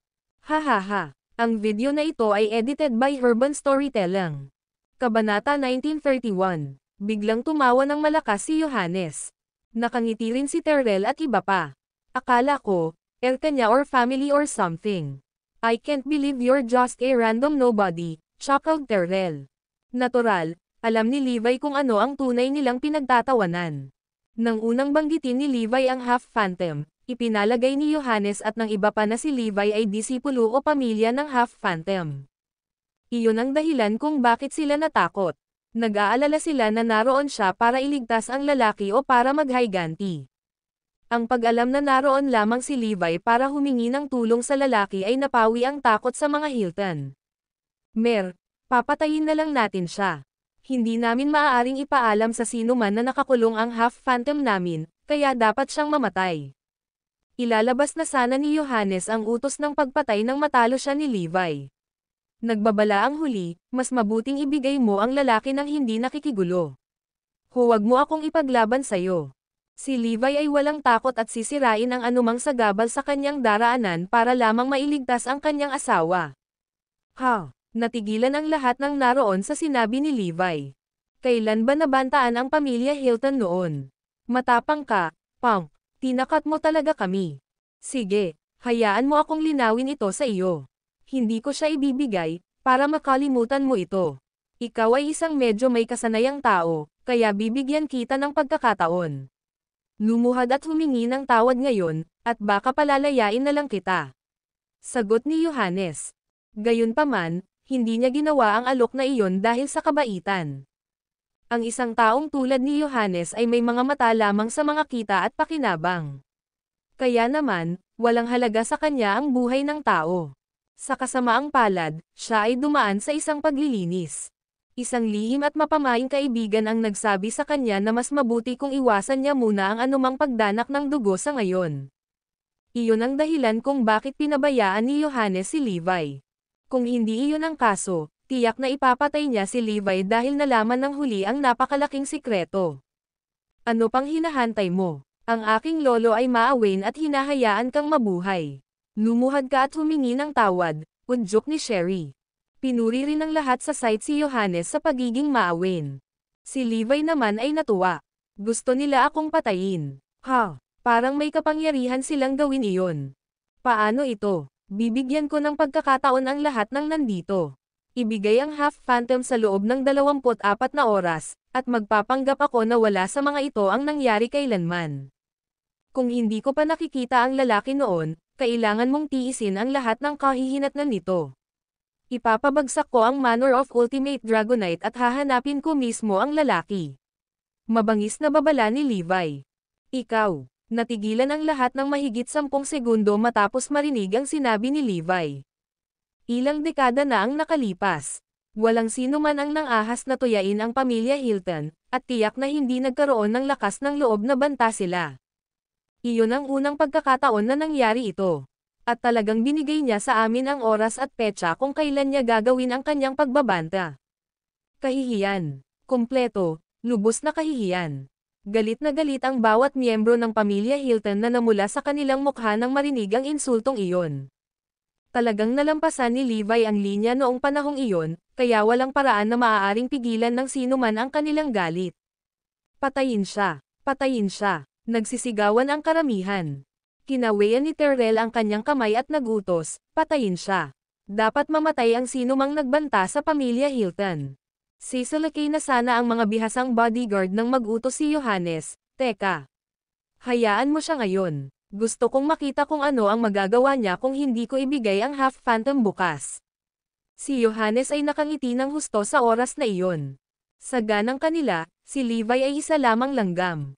Maaring siya ay isang medyo mahusay na manlalaban, ngunit siya ay walang halaga kumpara sa isang makapangyarihang pamilya tulad ng pamilya Hilton. Gayunpaman, ang mga bagay ay naging kawili-wili. Walang sino man ang nagbanta sa akin ng ganito dati, at ito ay isang bago at kapana-panabik na karanasan. Naintriga at nausisa si Johannes. Gusto niyang malaman kung ano ang ibig sabihin ni Levi nang sabihin ng huli na may kahihinatnan. Kaya naman binitawan niya si Levi. Paano kung hindi ko palalayain ang lalaki bukas? Ano ba talaga ang magagawa ng punk na ito? Babalik ba talaga siya para bigyan ang Mansion of Ultimate Dragonite? Ito ay sobrang kapana-panabik. Masyadong tahimik ang pamilya Hilton at ang buong Golden Port Island nitong nakaraang taon. Walang nangyari pagkatapos umalis si Zenotaph para magsanay. Kaya naman, gustong pukawin ni Johannes ang kanilang drama. Alam agad ni Terrell at ng iba pa ang iniisip ni Johannes. Sige, hayaan na natin siya. Bago umalis si Levi, nagbabala siya, isang araw ka lang, kaya mas mabuting pagsamasamahin mo ang lahat ng iyong pinakamahusay na manlalaban para makipagtulungan sa akin. Ang video na ito ay edited by Urban Storytelling. Kabanata 1932. Hahaha, walang nakarinig sa baba ni Levi. Sa halip, pinagtawanan siya ng mga ito. Hindi nila siya nakitang banta. Kung sa bagay, akala nila biro lang siya. Ang punk na iyon ay malamang na bumibili ng ilang oras. I bet iniisip niyang tumakas ngayon. Kaya naman nag-claim na bibigyan niya kami ng araw para maghanda. Posible yan. Hindi na siya magpapakita bukas. Aalis siya sa Golden Port Island sa sandaling makalabas siya ng mga tarangkahan. Inakala ng lahat na tatakas si Levi. Boys, bantayan mo ang lalaki at huwag mong hayaang tumakas siya sa Golden Port Island. Gusto kong makita kung ano ang mga kahihinatnan na sinasabi niya, utos ni Johannes. Dahil doon, umalis kaagad ang kanilang makapangyarihang mandirigma para tingnan si Levi. Lumapit si Terrell at ngumisi habang sinabing, bukas ay napakagandang araw, tatay. Well, for starters, ito ang araw na bumisita ang tagapagmana ng Cryptex Stream Corporation. Ito rin ang araw na babalik si Zenotaph mula sa kanyang pagsasanay, at ngayon, ito ang araw kung kailan mamatay ang punk, sagot ni Terrell. Tumawa ng malakas si Johannes at sumang-ayon, totoo. Bukas ay napakagandang araw. Anyayahan natin si Zenotaph, para sabay-sabay tayong manood ng palabas. Hahaha, nagtawanan ang lahat. Ang ama ni Sherry, si Manny Hilton, ay tumawa at itinuro, kahit na ang punk ay may hindi kapani-paniwalang kapangyarihan, mamamatay pa rin siya bukas. Pagkatapos ng lahat, ang pamilya Hilton, Zenotaph, ang puwersa ng Cryptex Stream Corporation, at lahat ng iba pang makapangyarihang organisasyon sa Golden Port Island ay naririto. Siya ay isang punk lamang, kaya hindi namin kailangan ang sinumang tumulong, bagaman. Ang lahat ng iyon ay hypothetical lamang. Natuwa rin si Johannes. Itinuro niya, well, sinabi niya sa amin na ipunan ang aming pinakamahusay na mga manlalaban, kaya sa palagay ko na pagbigyan niya ang kanyang hiling. Itinuring ni Johannes ang pagsubok bilang isang bagay na nakakaaliw. Ang hindi napagtanto ni Johannes ay talagang kailangan niya ang lahat ng mga mandirigmang iyon kapag si Levi ay kumakatok sa kanyang pintuan kinabukasan. Noon, nakabalik na si Levi sa lugar kung saan inihanda muna ng West Skylord. Guro, bakit hindi mo nalang pinasok at iligtas kaagad ang lalaki? Tanong ni West Skylord. Baka wala lang kung diretsyong atakihin ko iyon. Nakikita mo, hindi alam ng marami ang katotohanan na ang Half-Phantom ay nakakulong. Ang reaksyon ng mas lumang henerasyon ay nagpakita na siya ay nahulog mula noon at naging isang ipinagbabawal na paksa. Ibig sabihin, ikukulong siya sa hindi kilalang lugar, at baka hindi ko siya mahanap. Kung tutuusin, baka hindi ko siya mahanap kahit gawin kong guho ang lugar. Nariyan din ang isyo na hindi makatwiran ang kanilang reaksyon. Baka mapatay nila ang Half-Phantom kung pipilitin ko sila sa isang sulok, paliwanag ni Levi. Ang paghahayag ay tumama sa West Skylord matapos marinig ang lahat ng iyon. Kaya nga binigyan mo sila ng araw para maghanda. Gusto mong ibaba nila ang kanilang mga bantay. Ano ba? Ang Diyos ng mga gambler ay maaaring magpadala ng isang tao para mag-check up sa Half-Phantom. Ipapakita nito kung saan nila ikinukulong ang lalaki. Tumanggo si Levi at sumagot, tama. Naipasok ko na ang aking mga tao sa Manor of Ultimate Dragonite. Alam ko kung nasaan ang Half-Phantom sa sandaling pumunta ang God of Gamblers upang suriin ang lalaki. Hanga ako. No wonder ikaw ang boss, bulalas ni West Skylord. Ito ay tulad ng hula ni Levi. Nagpunta si Johannes para mag-check up sa Half-Phantom noong araw ding iyon. Ang Manor of Ultimate Dragonite ay talagang mayroong underground facility, ngunit ang pasukan nito ay napakahusay na nakatago at malihim. Kahit sa loob ng pamilya Hilton, wala pang 3 tao ang nakakaalam ng lokasyon nito. Umabot sa puntong hindi alam ni Terrell o Manny kung saan din ang pasukan. Si Johannes, ang kanyang personal na gwardya, at ang mayordomo ang tanging nakakaalam ng lokasyon nito. Lumapit silang 3 sa entrance at pumasok sa underground facility. Ang hindi nila namamalayan ay may nag-e-espiya mula sa dilim. Isang lihim na silid ang matatagpuan sa ilalim ng lupa. Ang pinto ay gawa sa isang espesyal na halwang metal at napakalakas na kahit isang pagsabog ay hindi ito mabuksan. Sa makatuwid, maa-access lamang ang silid sa pamamagitan ng biometric scan ni Johannes. Kahit na ang pinakamakapangyarihang manlalaban ay hindi mabubuksan ang pinto. Iyon ang dahilan kung bakit ikinulong ni Johannes ang Half-Phantom doon. Gusto niyang makasigurado na walang makakaligtas sa lalaki. Pagmamaktol. Binuksan ng biometric scan ni Johannes ang pinto at sinenyasan itong bumukas ng dahan-dahan. Isang masamang amoy ng naagnas na karne ang umambas sa lahat. Nakakasuka, maliit lang ang kwarto, at nakadina ang isang lalaki doon. Ang mga patay na daga at mga peste ay nakahiga sa paligid. Ngumisi si Johannes at nagtanong, "So, kumusta ka na? Nagustuhan mo ba ang pagkain?" Ang tinutukoy ni Johannes ay ang patay na daga at peste na inihagis niya sa kanyang mga tao sa silid araw-araw. Kirk, gumalaw ang kadena, at iniangat ng lalaki ang kanyang ulo.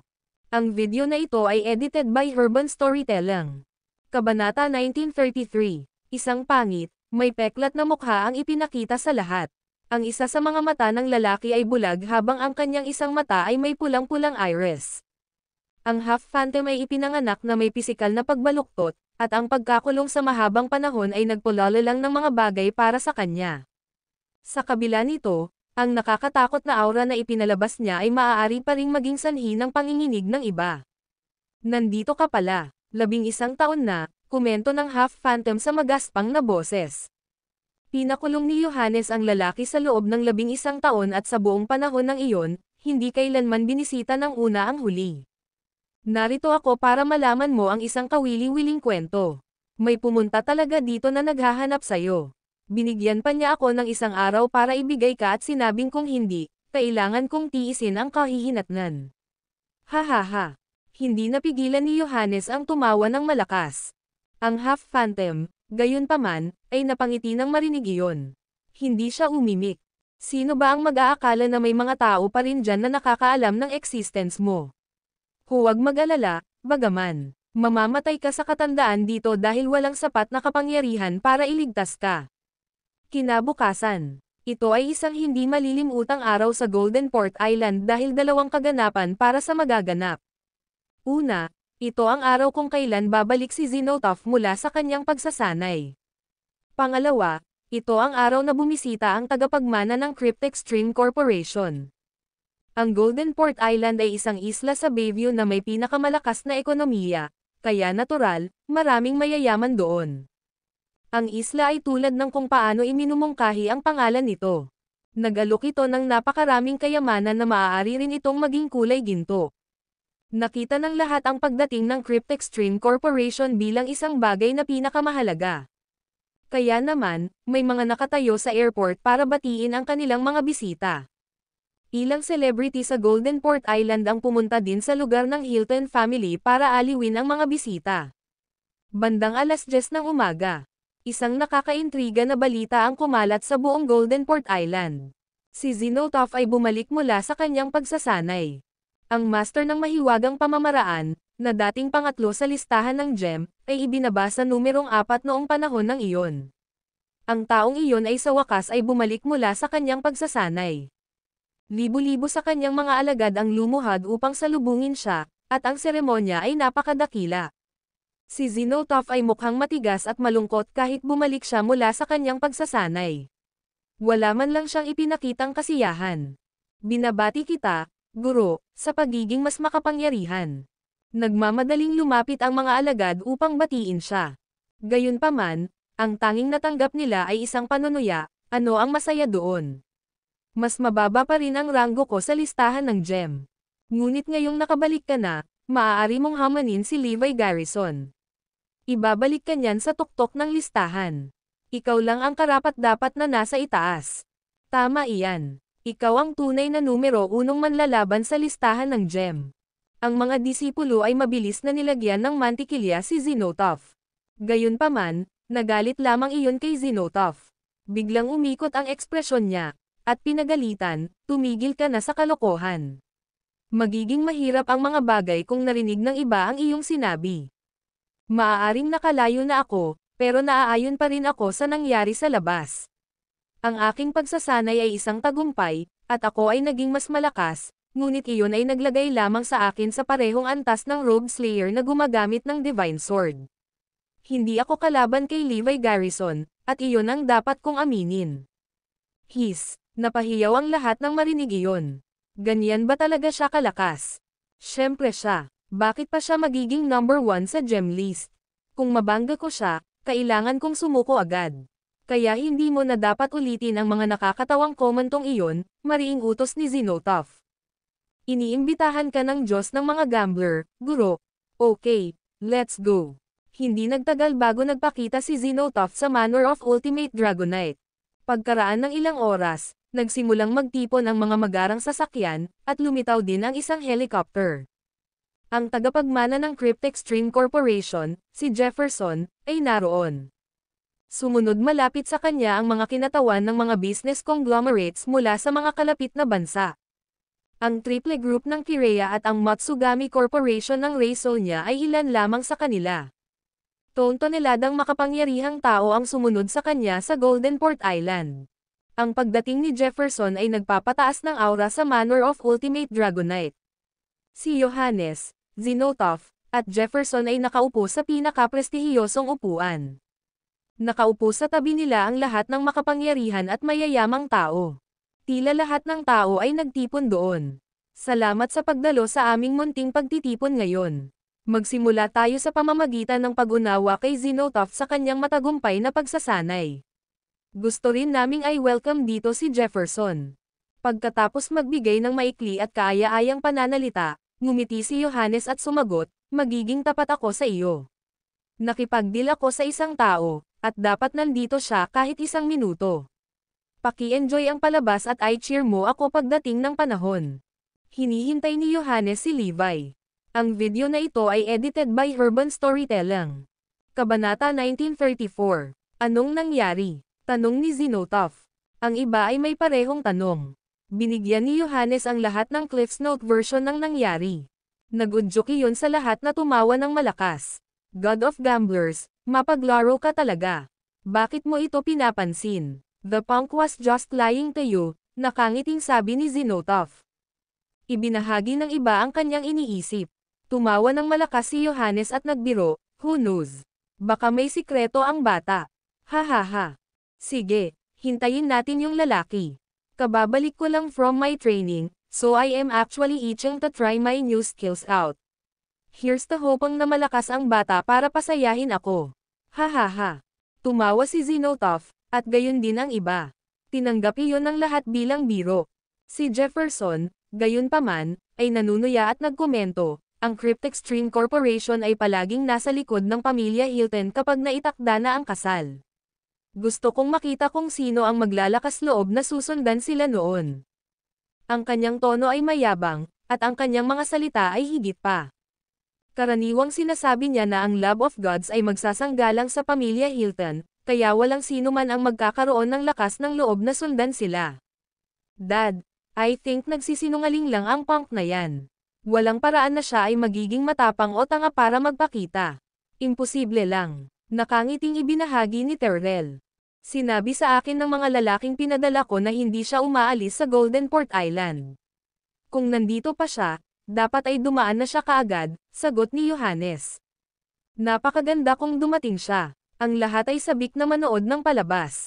Halika dito, Sherry. You should talk to Jefferson, tawag ni Johannes kay Sherry. Noon pa man ay may bagay si Jefferson sa mga babaeng tulad ni Sherry, kaya nagniningning ang mga mata nito nang makita siya. Tumingin si Sherry, ngunit nanatili sa kanyang mukha ang sama ng loob. Si Jefferson ay walang kumpara kay Levi. Matapos masaksihan kung gaano kahanga-hanga si Levi, paano pa rin magiging interesado ang isang batang babae sa isang mat na tulad ni Jefferson?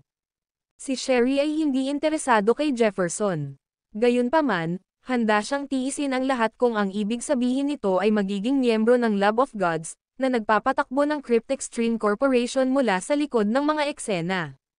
Laging kilala ni Sherry ang kasal bilang isang deal sa negosyo, gayunpaman. Hindi masama. I accept the proposal, sabi ni Jefferson habang tumatango-tango. Maaaring arranged marriage ito, ngunit napakaganda ni Sherry, kaya natural, masaya si Jefferson na sumunod. Oo, tama iyan. Mukhang perpekto kayong dalawa. Nagsimulang maghiyawan ang iba. Maging si Zinotov ay binabati si Johannes. Congratulations, God of Gamblers. Magkakaroon ka ng isang hindi kapani-paniwalang apo, at ang kinabukasan ng pamilya ay magiging napakaliwanag kung ito ay makikipagsanib puwersa sa Cryptex Stream Corporation. Si Zinotov ay isang dalubhasa sa mga mahiwagang pamamaraan, ngunit siya rin ay mahusay sa politiko at alam kung ano ang sasabihin. Haha, sigurado yan. Sherry, ano sa tingin mo? Muli namang ibinaling ni Johannes ang atensyon kay Sherry. Ako, nag-alinlangan si Sherry. Ang totoo ay ayaw niyang pakasalan ang lalaki. Sa kasamaang palad, ang pagiging ipinanganak sa isang kilalang pamilya ay nangangailangan ng pag-ibig ay isang luho na hindi niya kayang bayaran. Papakasalan ko siya para maging bahagi ng Love of Gods. Yes, I accept the arrangement as well, sagot ni Sherry sabay tango. Agad namang ngumiti si Jefferson. Then, I will inform my father of our arrangement afterward, God of Gamblers. Ang engagement party ay gaganapin sa lalong madaling panahon, at ang petsa ng kasal ay itatakda din, impormasyon ni Jefferson. Gusto niyang magpakasal sa lalong madaling panahon dahil ayaw niyang mawala ang kagandahang tulad ni Sherry. Gusto ni Johannes na maganap din ang kasal ng mabilis, kaya nagkasundo sila. Mabilis na naayos ang lahat. Nang maayos na ang isyo, binaling ni Johannes ang kanyang atensyon kay Zinotov. Magulo ngayon si Erodia, na may mga masasamang puwersa na tumatakbo ng ligaw. Ang mga makapangyarihang puwersa sa loob ng bansa ay hindi gumagana sa sync, masyadong. Tila ang isla ng Golden Port ang tanging isla na nanatiling hindi naapektuhan. Aasa kami na patuloy kang magbabantay sa isla, Zinotov, nakangiting sabi ni Johannes. Medyo matagal na silang lumaki ng mapayapa, kaya natural lang na ayaw nilang guluhin ng mga tagalabas ang kanilang kapayapaan. Huwag kang mag-alala, walang maglalakas loob na magkaroon ng anumang nakakatawang ideya hanggat nandito ako. At saka, nasa panig namin kayo, ang Diyos ng mga gambler, kaya walang dapat ikabahala. Well, Kahit na ang Cryptextreme Corporation ay malapit ng makipagsanib puwersa sa amin at palakasin pa kami. Tiyak na magiging ligtas ang Goldenport Island, komento ni Zenotov na may kumpiyansa ng ngiti. Haha, then we can rest assured, sagot ng mayayaman at makapangyarihang figure ng Goldenport Island. Ibinahagi ang kanilang kayamanan sa iba. Iyon ay palaging ang kanilang pinakamasamang takot. By the way, nasaan ang punk na iyon? Wala pa ba siya? May biglang naisip kay Levi. Nandito ako. Ang video na ito ay edited by Urban Storytelling. Kabanata 1935. I'm sure as hell that he don't dare to show up. Bago pa matapos ni Terrell ang kanyang mga salita, isang boses ang biglang tumunog, na nagpagulong-gulong sa lahat. Napalingon silang lahat sa direksyon ng boses. Isang figure ang lumitaw mula sa malayo. Si Levi pala. Sa isang iglap, lahat ay napatingin sa kanya. Naglakas loob pa rin siyang humarap sa atin, ha? Tumanggaw si Freddy. Napatulala ang lahat, hindi nila akalain na si Levi ay isang ordinaryong binata. Sino itong brat na ito? How dare he provoke ang Hilton family? Kilala ko halos lahat ng elite warriors sa Erodia, kahit na ang mga kabataan nakakilala pa lang. Pero parang hindi ko pa nakikita ang batang ito, komento ng isa pang tao. Oo, hindi ko talaga matandaan na nakita ko siya. Puff, ang walang ingat na brat. Ang lakas ng loob niyang magalit sa pamilya Hilton. Ngini siya ng lalaking katabi niya. Umalangaw-ngaw ang mga boses ng lahat ng nagchichismisan tungkol kay Levi. Mukhang wala ni isa sa kanila ang nakakakilala sa kanya. Lahat sila ay nanunuya na hinuhukay ni Levi ang sarili niyang libingan. Medyo nakanganga si Jefferson kay Levi bago siya natauhan. So siya ang nag-provoke sa pamilya Hilton. Wala siyang masyadong alam tungkol kay Erudian. Sa una, ipinalagay niya na ang pamilya Hilton ay nahaharap sa isang napakalaking welga mula sa isang maimpluwensyang gang. Hindi sumagi sa isip niya na si Levi ang nag-iisang nagsusungit sa kanila. May sumagot, oo, siya na. Malungkot ang mukha ni Jefferson habang ngumisi. How dare he provoke the Hilton family all alone? Talagang binabaril niya ang kanyang sarili sa paa. Ang mga bodyguard sa pasukan ay sumigaw kay Levi, tumigil ka nga dyan. Papasukin mo siya. Kumaway si Johannes sa mga bodyguard para bigyang daan si Levi. Sa sumunod na sandali, walang pakialam na pumasok si Levi sa Manor of Ultimate Dragonite. Pagtingin sa mga lumingon, nawang ang labi ni Levi. Mukhang sineseryoso mo ang mga sinabi ko. Halos lahat sila nandito.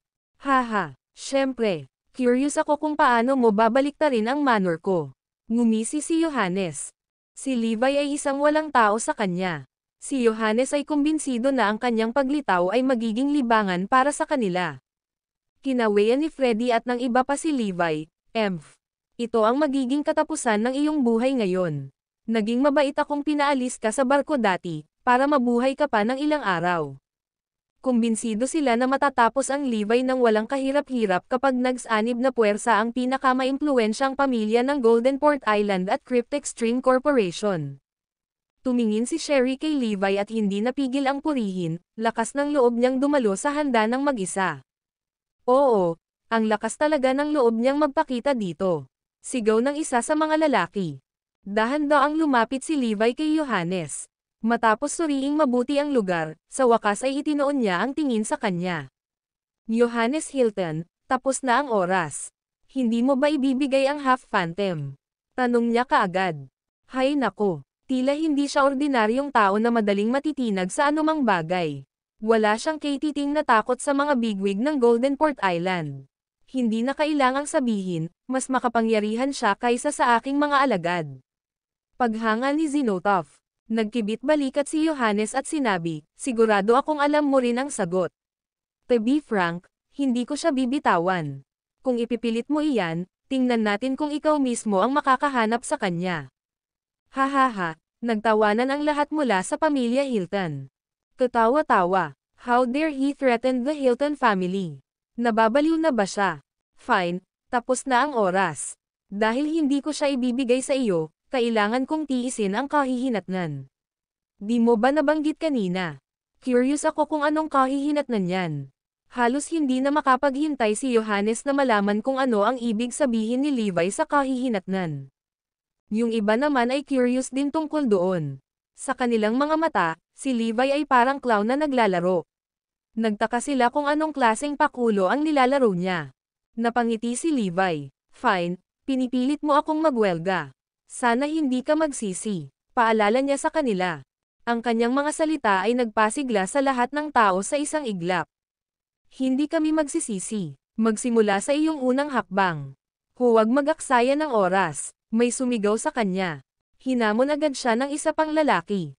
Tingnan natin kung ano ang kahihinatnan ng iyong ibig sabihin. Bilisan mo. Ano pa ang hinihintay mo? Ha ha ha. Si Freddy at ang iba ay nanunuya kay Levi, sa pag-aakalang hindi siya ng ahas na magsisimula ng welga. Nagsimulang magbigay si Levi ng nakakatakot na aura na may biglang pagbabago sa kanyang mukha. Ang video na ito ay edited by Urban Storytelling. Kabanata 1936. Boom! Habang inilalabas ni Levi ang kanyang binti, nagresulta ito sa isang kakilakilabot na alon ng enerhiya. Bumagsak, bumagsak. Sa isang segundo, naging magulo ang piging. Ang lahat ay nagkapira-piraso sa loob ng ilang segundo. Ang alon ng enerhiya ay naglaslas pa ng mahabang sunog na marka sa lupa. Bumagsak, boom! Sa hindi kalayuan, biglang gumuho ang isang gusali. Dahil dito, nagkaroon ng alikabok at makapal na usok sa hangin. Ang lahat ay nakaugat sa lupa. Hindi sumagi sa isip nila na sabay hampas si Levi.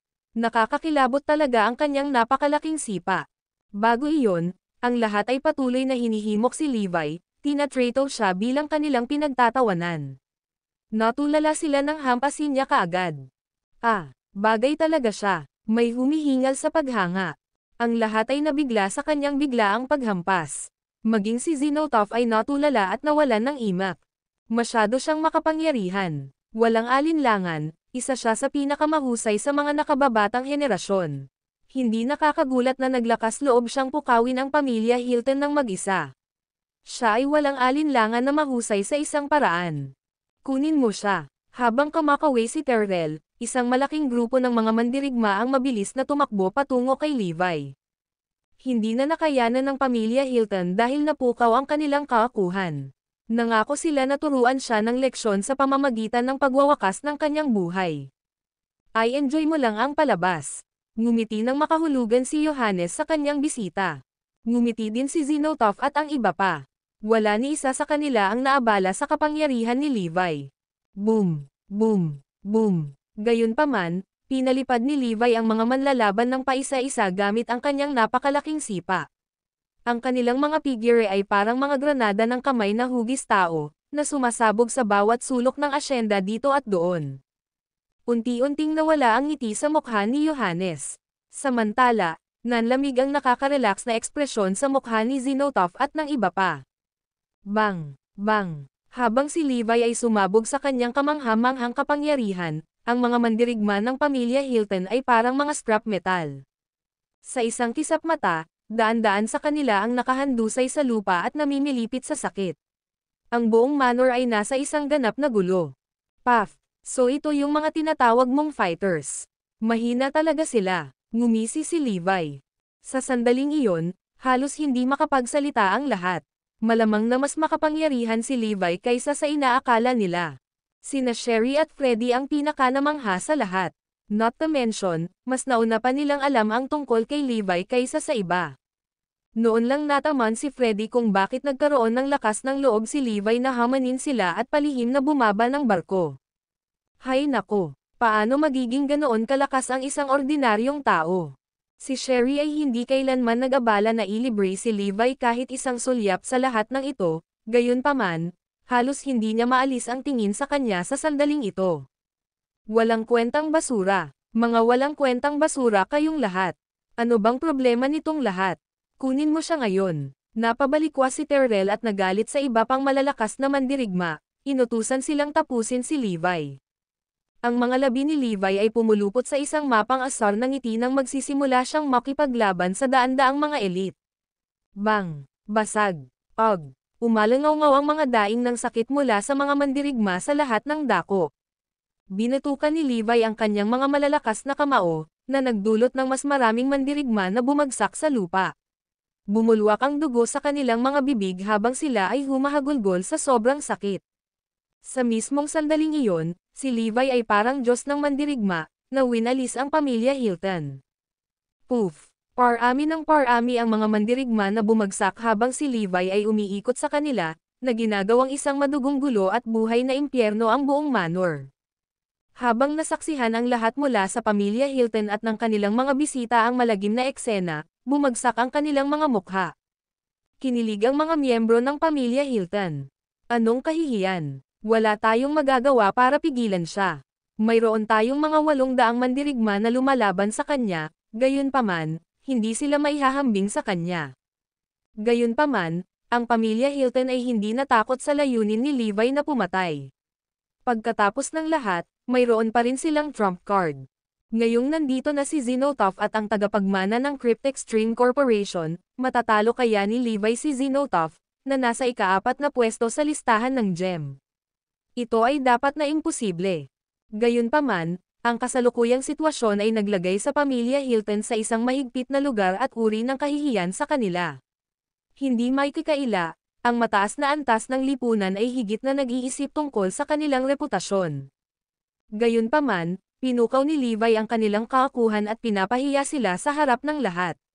Sa sandaling iyon, talagang napahiya si Johannes, hindi niya alam kung paano niya hahaharapin si Xenotaph at ang iba pa. Ang aming makapangyarihang Diyos ng mga gambler, kailangan mo ba akong tulungan? Pabirong tanong ni Xenotaph. Ang video na ito ay edited by Urban Storytelling. Kabanata 1937. Paano kita guguluhin para lang matapos ang isang walang kwentang brat? Napangiti si Johannes at ang kanyang mga anak upang itago ang kanilang kahihiyan. Kung bibigyan sila ni Xenotaph ng tulong para talunin si Levi, tiyak na magiging katatawanan ng lahat ang pamilya Hilton. Bilang pinuno ng Golden Port Island, lahat ay namumuno sa kanilang kawalan ng kakayahan laban sa isang ordinaryong binata. Napakalaking kahihiyan para sa atin. Paano pa rin namin magagawang panatilihin ang aming mga ulo sa Golden Port Island pagkatapos? Sige at tapusin mo na siya ngayon. Iminuwestro ni Johannes ang 8 lalaking nakatayo sa likuran niya. Maliban kay Erudian, may mga Raysonian at dayuhan pa sa kanila. Higit pa rito, lahat sila ay mga elite fighter na may makapangyarihang mga kasanayan sa pakikipaglaban at kilala bilang the 8 Guardians of the Hilton family. Sa madaling salita, sila ang trump card ng pamilya. Sa wakas ay napagpasyahan ni Johannes na italaga ang kanyang pinakamakapangyarihang mga mandirigma, umaasang matatapos kaagad si Levi. Ang 8 Guardians ay tumanggo ng may paggalang kay Johannes at naghanda sa pag-atake anumang oras. Panunuyan ni Xenotaph, isipin na ang pamilya Hilton ay kailangang pakilyusan ang the 8 Guardians para labanan lang ang brat. Tiyak na isa siya sa pinakamalakas nilang kalaban hanggang ngayon. Hindi nagtagal, nag-hand-to-hand fight sina Levi at the 8 Guardians. Ang 8 Guardians ay binubuo ng mga martial artist, mga lalaking may superpower, Raysonian samurai, at iba pa. Walang alinlangan, dapat silang hindi matatalo dahil sa kanilang mabuting pag-unawa sa isa't isa. Kahit na ganoon, wala pa rin sila kay Levi. Kahit nagsanib puwersa silang 8, hindi man lang maabot ang pamantayan ng Rogue Slayer. Kung gayon, paano sila maihahambing kay Levi? Hindi sapat ang lakas, hindi sapat na mabilis. Paminsan-minsan ay nagkomento si Levi. Hindi sapat yan. Ihanda ang iyong bilis at lakas. Hindi ka panipaniwala. Binibigyan pa ni Levi ng gabay ang the 8 Guardians sa pagpapabuti ng kanilang mga kasanayan habang nilalabanan sila. Tila ang pakikipaglaban sa mga tinatawag na elite fighters ay madali gaya ng pag-alis ng isang troso para kay Levi. Hindi niya masyadong pinapansin habang nakikipaglaban sa kanila. Kasunod nito, ang the 8 Guardians at ang pamilyang Hilton ay kumukulo sa galit dahil sa kanyang walang pakialam na kilos. Ikaw ang humihingi nito. Ang 8 tagapangalaga na nabulag ng galit ay inatake si Levi ng buong lakas. Sa wakas, nagsimula na akong maramdaman ang iyong kapangyarihan. Gayunpaman, oras na para tapusin ko ang lahat. Casual na sabi ni Levi. Sa susunod na sandali, isang alon ng kakaibang walang kapantay na enerhiya ang nagmula sa kanyang katawan. Sa isang kisap mata, isa-isang pinalipad ang the 8 Guardians sa pamamagitan ng mga malalakas na sipa ni Levi. Ang lahat ay nabigla at namula ang mukha nang makita ang The Eight Guardians na malubhang nasugatan. Nagsimulang mag-ayos si Xenotaph at iba pa. Nakatingin sila noon kay Levi na may labis na paghamak sa kanilang mga mata, ngunit bumaliktad ang mga bagay. Ngayon na kahit na ang The Eight Guardians ay hindi siya natalo, nagsimulang tumunog ang mga alarm bell sa kanilang mga ulo. Maaari siyang maging banta sa atin anumang oras. Hay nako, sino siya? Tanong ng isa sa mga bigwig. Sa mga kabataang henerasyon, sino mang makakatalo sa The Eight Guardians of the Hilton family? I bet isa siya sa top 3 sa Stone List. Hinubad ng isa pang lalaki. Pero hindi siya si Jessica the Warrior Princess o isa sa Twin Meteorite. Sino kaya siya noon? May nagdududang tanong. Napukaw ang pag-uusisa ng lahat, at na-curious sila sa tunay niyang pagkatao. Kayong lahat, lusubin siya ng buong lakas. Hindi dapat ikahiya ang pamilya Hilton. Kumaway si Johannes, na sinenyasan ang lahat ng piling mandirigma na sabay-sabay na mag-aklas. Sa pamamagitan nito, ipinadala ang lahat ng trump card para ilabas si Levi. Bang! Gayunpaman, lahat sila ay nagbahagi ng parehong kapalaran bilang The Eight Guardians. Ilang saglit pa, napahagulhol sila sa sakit sa lupa. Wala sa mga piling mandirigma ng pamilya Hilton ang naiwang nakatayo. Pinunasan ni Levi ang mga mandirigma ng pamilya Hilton ng mag-isa. Ang lahat mula sa pamilya ay nakadikit sa lugar. Nanlaki ang kanilang mga mata sa hindi makapaniwala nang ang punk ay naging isang hindi matatalo na mandirigma na pinunasan ang mga bodyguard ng buong pamilya Hilton. Ginamit ng maimpluwensyang pamilya ang lahat ng trump card at itinalaga ang lahat ng kanilang mga piling mandirigma, gayunpaman, walang makakapigil kay Levi. Siya. Nanginginig ang boses ni Freddy, nabalot siya ng malamig na pawis. Tingnan kung paano niya ginawa ang isang buhay na impyerno ang lugar. Kung kanina pa ako naglakas loob na i-provoke siya sa barko, baka nagalit ako sa kanya at tinapos ko rin siya. Isang pagpapala na hindi ako kumilos. Pabigla-bigla sa oras na iyon. Halos hindi mailipat ni na Sherry at Priscilla ang magagandang mata nila kay Levi. Hindi ako makapaniwala na ang isang ordinaryong tao ay maaaring maging kasing lakas nito. Nakikita ba natin ang mga bagay? At that very moment, nagpapasalamat si Sherry na hindi niya hinabol si Levi pababa sa barko nila kanina. Kung hindi, nag-aalinlangan siya kung mabubuhay pa sila matapos nagalitin ang binata. Yumigting ang kapaligiran habang lumilipas ang oras. Samantala, tumayo si Jefferson mula sa Cryptex Stream Corporation. Ang video na ito ay edited by Urban Storytelling. Kabanata 1938. Ako si Jefferson mula sa Cryptex Stream Corporation. Ang pamilya Hilton ay kasalukuyang nasa ilalim ng aming kalasag. Kung luluhod ka at humingi ng awa, pakakawalan ka pa rin namin sa round na ito, kalmadong sabi niya. Si Jefferson at ang kanyang mga nasasakupan ay kumbinsido na si Levi ay luluhod at humingi ng awa kaagad pagkatapos marinig kung sino siya. Sa lahat ng ito, siya ay nakakakuha ng mga salungatan na niresolba sa parehong paraan. Kadalasan, babanggitin niya ang kanyang pangalan at binibigyan ng ilang sampal ang mga kalaban upang malutas ang mga bagay. Sa mga taong ito, nilulutas ni Jefferson ang mga problema sa pamamaraang ito. At hindi siya kailanman nabigo. Walang alinlangan, walang sino man ang magkakaroon ng lakas ng loob na pukawin ang Cryptex Stream Corporation at Lab of Gods, na nababahala. Kaya, naisip niyang gamitin ang parehong taktika upang maalis ang kasalukuyang krisis ng pamilya Hilton.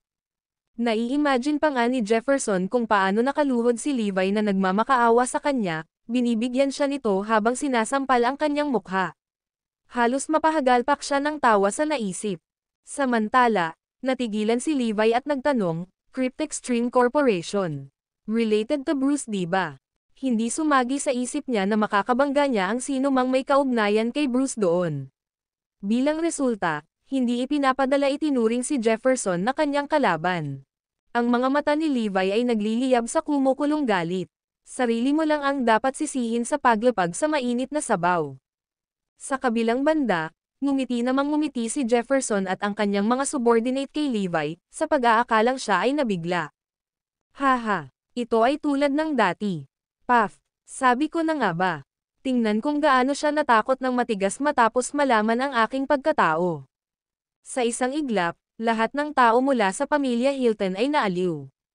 Ang mga pahiwatig ng kagalakan ay nakasulat sa buong mukha ni Johannes at ng iba pa.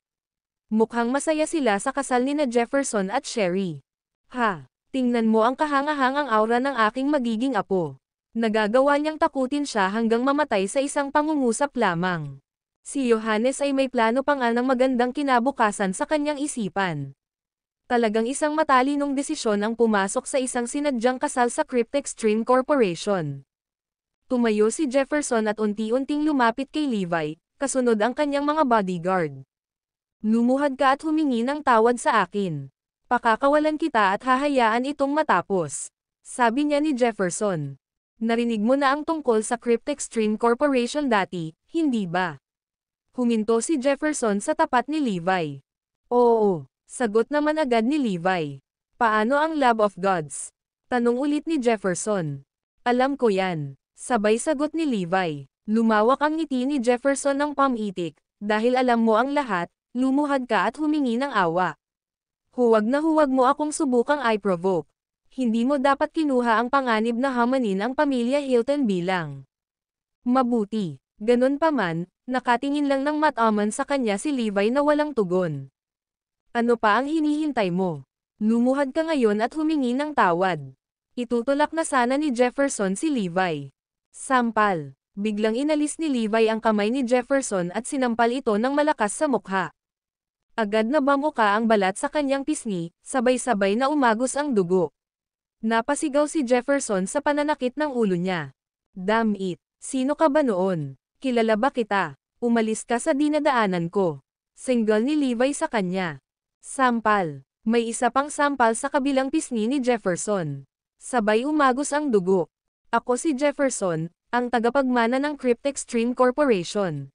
Kailangan mong lumuhad sa harapan ko. Inilabas ni Jefferson ang galit sa kanya. Sampal. Sinampal ulit siya ni Levi sa mukha. Sino ka ba? Bakit ako luluhod sa harap mo, ha? Matigas na sagot ni Jefferson, ako ang taong hindi mo dapat i-provoke. Ako si Cryptex Stream Corp. Bago pa niya matapos ang sasabihin ay may sumampal na naman sa mukha niya. Ako. Naputol ang kanyang mga salita ng isa pang sampal ni Levi. Nabulunan si Jefferson, ngunit muli siyang sinampal ni Levi. Ang kanyang mukha ay bagbog hanggang sa isang pool. Hindi nakakagulat kung hindi siya nakikilala ng kanyang mga magulang sa ngayon. Sigaw ni Jefferson sa kanyang puso, tumulo ang mga luha sa kanyang pisngi na parang mga agos. Sampal. Binigyan ulit siya ni Levi ng isa pang sampal at sumirit, subukan mong magpatunog ulit. Pumalakpak. Napaluhod si Jefferson nang bumigay ang kanyang mga paa. Itigil mo na yan. Sumuko ako. Titigil na ako sa pagsasalita. Naaawa niyang pakiusap kay Levi. Nakita niya na may kabayaran para sa kanyang kabastusan. Baka mapahamak siya hanggang mamatay ng galit na si Levi. Nakanganga ang lahat sa kanila at nawalan ng masabi. Nasa ganoong kalunos-lunos na kalagayan si Jefferson noon. Anong ginagawa mo? Bitawan mo si Mr. Jefferson ngayon na. Ang mga mandirigma ng Cryptex Stream Corporation ay humiyaw kay Levi. Ang video na ito ay edited by Urban Storytelling. Kabanata 1939. Sampal. Sinampal muli ni Levi ang mukha ni Jefferson nang hindi umimik. Napasigaw na naman si Jefferson sa sakit. Ang kabastusan ng kanyang mga nasasakupan ay tila nagdaragdag ng panggatong sa naglalagablab na apoy. Naglakas loob kang gumawa muli ng anumang pinsala kay Mr. Jefferson. Natarante sila at nagsisigawan na natatakot. Kayo ang humihingi nito. Isang matamis na ngiti ang ginawa ni Levi. Sampal. In a split second, may isa pang sampal sa mukha ni Jefferson. Aray! Napasigaw si Jefferson sa sakit. Nagalit ang isa sa mga nasasakupan, damn it! Nanghihingi ka ng gulo. How dare you? Sampal. Bago pa niya matapos ang chill, sinampal na naman ni Levi ang mukha ni Jefferson. Nagsimulang makakita ng mga bituin si Jefferson. Tila halos hindi na niya matiis ang mga sampal. You brat! Akmang sasawayin na naman ng mga nasasakupan ni Jefferson si Levi. Biglang sumigaw si Jefferson, tumahimik nga kayo. Hindi mo ba alam na bugbugin ako hanggang mamatay kapag naglakas loob kang gumawa ulit ng kahit anong ingay? Magpatalo. Lahat kayo walang kwentang thrash. Tatapusin kita mamaya. Inilabas ni Jefferson ang kanyang galit sa kanyang mga nasasakupan. Gaano sila katanga? Walang kwenta silang lahat. Hindi ba nila namalayan na mabubugbog na naman ako kapag nagpatuloy sila sa sasabihin? Tahimik lang silang nakatingin sa kanila ng ibang mga mandirigma mula sa Cryptextreme Corporation. Natatakot silang magdagdag ng insulto sa pinsala kung si Levi ay may posibilidad na lalong magalit sa kanilang mga galaw. Pinunasan ni Jefferson ang dugong tumutulo sa kanyang bibig at pinandilatan si Levi. Mabuti. Ang lakas talaga ng loob mo. Sana ay hindi mo pagsisihan ang pagiging hindi maganda sa Cryptextreme Corporation. Tingnan natin kung paano ka. Muli siyang sinampal ni Levi bago niya natapos ang sasabihin. Puff! Napakalakas ng impact ng sampal kaya nawala lahat ng mapuputing ngipin ni Jefferson sa isang iglap. Pinakasindi ko ang Cryptextreme Corporation at Lab of Gods. Umungol si Levi. Hindi ko na dapat binanggit ang pangalan. Pinagsisisihan ni Jefferson ang pagbigkas ng mga salita ng walang ingat.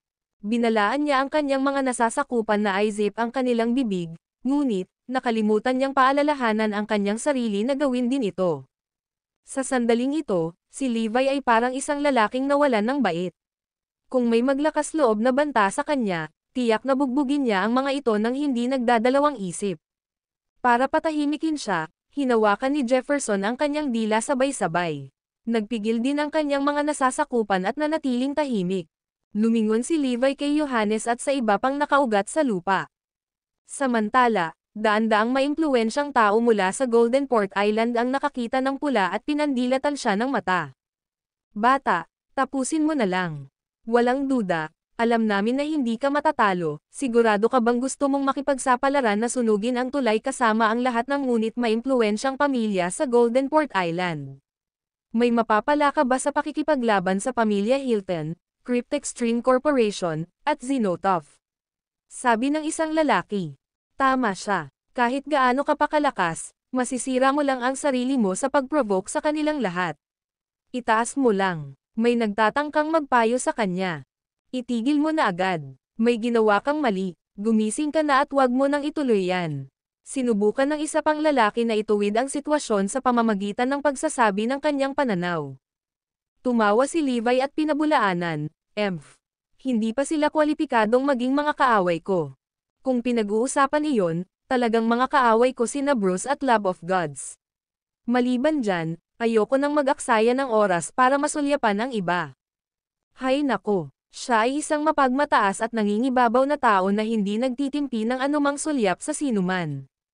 Lahat ay nangungutya sa loob, gayunpaman, hindi sila nang ahas na magsalita ng marami. Kung tutuusin, siya pa rin ang pinakamatapang sa lahat.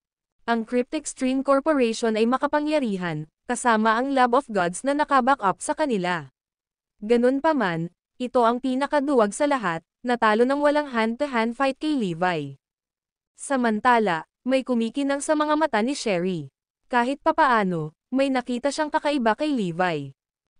May mga elite warriors pa rin sa Erudia. Ang binatang ito na wala man lang sa alinman sa mga listahan ay tiyak na isa sa kanila. Freddy ay petrified, nanginginig ang buong katawan niya.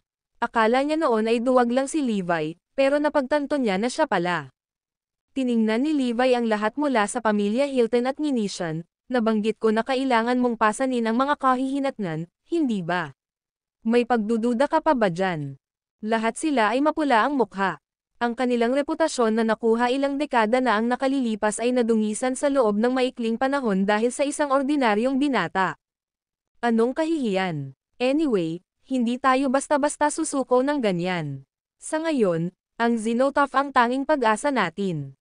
Xenotov, mangyaring bigyan kami ng isang kamay para sa kapakanan ng Golden Port Island. Lahat ng miyembro mula sa pamilya Hilton ay tumingin kay Xenotov sana. O sige, maikling sagot niya.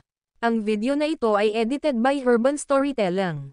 Kabanata 1940. Si Xenotov ang huling pag-asa sa pamilya Hilton at Golden Port Island. Kung siya ay matalo, ang Golden Port Island ay masusupal. Nang marinig nilang sumang-ayon si Xenotov, nakahinga ng maluwag ang pamilya Hilton dahil mapanatili pa rin nila ang reputasyon ng pamilya. Napagtatanto na ang kanilang Panginoon ay kikilos, ang mga alagad ni Xenotov ay sumabog sa hiyawan. Lahat sila ay sabik na malaman kung gaano kalakas si Xenotaph pagkatapos niyang aisil ang sarili para sa pagsasanay. Matapos panoorin si Levi na nagpakita ng kanyang galing, ibinahagi ni Xenotaph ang pagnanais na gawin din ito. Nais din niyang ipakita ang kanyang mahiwagang pamamaraan. Noon, hindi niya nailabas ang kanyang tunay na kapangyarihan dahil hindi niya akalaing sapat ang lakas ni Levi para gawin niya iyon. Ngunit ngayon, napukaw ng lakas ni Levi ang kanyang gana, at natutuwa siyang pumunta. Nang marinig nila kung anong master ng mahiwagang pamamaraan ng Golden Port Island ay malapit ng makipaglaban, lahat ng iba pang mga master ng mahiwagang pamamaraan ay nagtipon upang manood. Gusto nilang makita kung gaano siya naging makapangyarihan. At the end of the day, bata ka pa at walang muwang. Hindi mo alam na maraming tao dyan na mas malakas kaysa sa iyo. Masarap maging pabigla-bigla kapag bata ka ngunit ang labis na paggawa ay magiging sanhi ng iyong sariling pagbagsak. Hindi napigilan ni Johannes na magsalita. Dagdag pa ni Xenotaph, exactly. Binata, ikaw ay napakatalino at may potensyal na mapabilang sa mga listahan ng gem sa hinaharap. Gayunpaman, kailangan pa rin kitang turuan ng leksyon para sa kabastusan na ipinakita mo ngayon. Natuwa si Levi dahil siya na ngayon ang nangunguna sa listahan ng gem. Libo-libo ang nakatutok sa labanang ito. Sa kanila, kumikinang ang mga mata ni Sherry habang pinagmamasdan.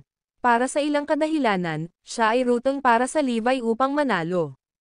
Kung ikukumpara kay Jefferson, na bagbog sarado, itinuring niyang Prince Charming si Levi. Bago iyon, pumayag na siya sa kanilang kasal. Gayunpaman, nang makita niya kung gaano kahabag-habag ang hitsura ni Jefferson, wala na siyang gana sa pagdaan nito. Ang balita ng labanan sa Golden Port Island ay kumalat sa malayo. Kung tutuusin, kinasangkutan nito ang pang-apat na pwesto na mandirigma sa listahan ng gem. Sapat na sa mga salita, lumapit ka sa akin ngayon. Pagkatapos mong talunin, may gagawin pa ako. Kinurot ni Levi ang daliri kay Xenotaph sa panunuya. Ang kanyang mga salita ay nagpagalit sa libu-libong mga alagad ni Xenotaph. Hindi pa nga sila nagsimula, nagsasalita na si Levi na parang natalo ang master namin. How dare he? Kabastusan. Walang awa, naglunsad si Xenotaph ng mahiwagang pag-atake. Boom! Ang kanyang pag-atake ay bumuo ng isang airwave na sweep forward sa direksyon ni Levi. Ang airwave ay gagawing tinadtad na karne ang sinumang nasa daan nito. Lahat ay namangha. Iyan ang iyong inaasahan mula sa pag-aaral ng master ng mahiwagang pamamaraan. Anumang random na pamamaraan niya ay puno ng mapangwasak na kapangyarihan. Boom! Sa paglulunsad ng isang casual na suntok, naging sanhi si Levi na agad na kumawala sa airwave, na ikinagulat ni Xenotaph sa parehong oras. Sumunod, nagpakawala siya ng sandamakmak na pag-atake. Ang bawat isa sa kanila ay ang pinakamakapangyarihang pamamaraan na natutunan niya. Gayunpaman, wala silang silbi laban kay Levi. Anuman ang iyong mga pag-atake, ang aking suntok ay magagawang hadlangan silang lahat. Sa simula, lahat ay nakangiti ng matamis. Ngunit dahan-dahan ang pumasok sa kanilang isipan ang pagdududa at kawalang paniwala. Natigilan silang lahat sa kanilang nakita. Napakalakas ni Xenotaph na kaya niyang kontrolin ang panahon at ilipat ang lupa. Gayunpaman, ang kanyang kapangyarihan ay walang silbi sa harap ni Levi. Halimaw si Levi. Kahit na ang tatlong mandirigma sa Stone List ay walang ganoong kapangyarihan. Sa kabila ng kung gaano kalakas ang Twin Meteorite, hindi nila magagawang tumayo sa paa sa Xenotaph. Ito ay imposible. Sino siya sa mundo? Kabuoang pagkawasak. Sa kanyang desperasyon, pinakawalan ni Xenotaph ang kanyang ultimate technique. Ito ay isang mapagpasyang pamamaraan na lubhang malupit. Kaya naman, bihira itong gamitin ng Xenotaph. Ngunit ang kasalukuyang mga pangyayari ay nangyayari ng mga aplikasyon nito. Basag. Basag. Ang mga agos ng kidlat ay tumama sa lupa na tila papawiin ang lahat ng nakikita. Iyon ba? Ngumisi si Levi. Naglabas ng isang malakas na field ng enerhiya sa kanyang katawan, napigilan ni Levi ang mga tamal ng kidlat ng may puwersang-puwersa. Bam! Bam! Napaatras sa takot, hindi makapaniwalang nagtanong si Xenotaph, sino ka? Hindi sumagot si Levi. Sa halip, unti-unti niyang tinanggal ang maskara niya. So yun lamang po mga master. Sana nag-enjoy kayo sa pakikinig. Magkita-kita po ulit tayo sa aking mga susunod na videos.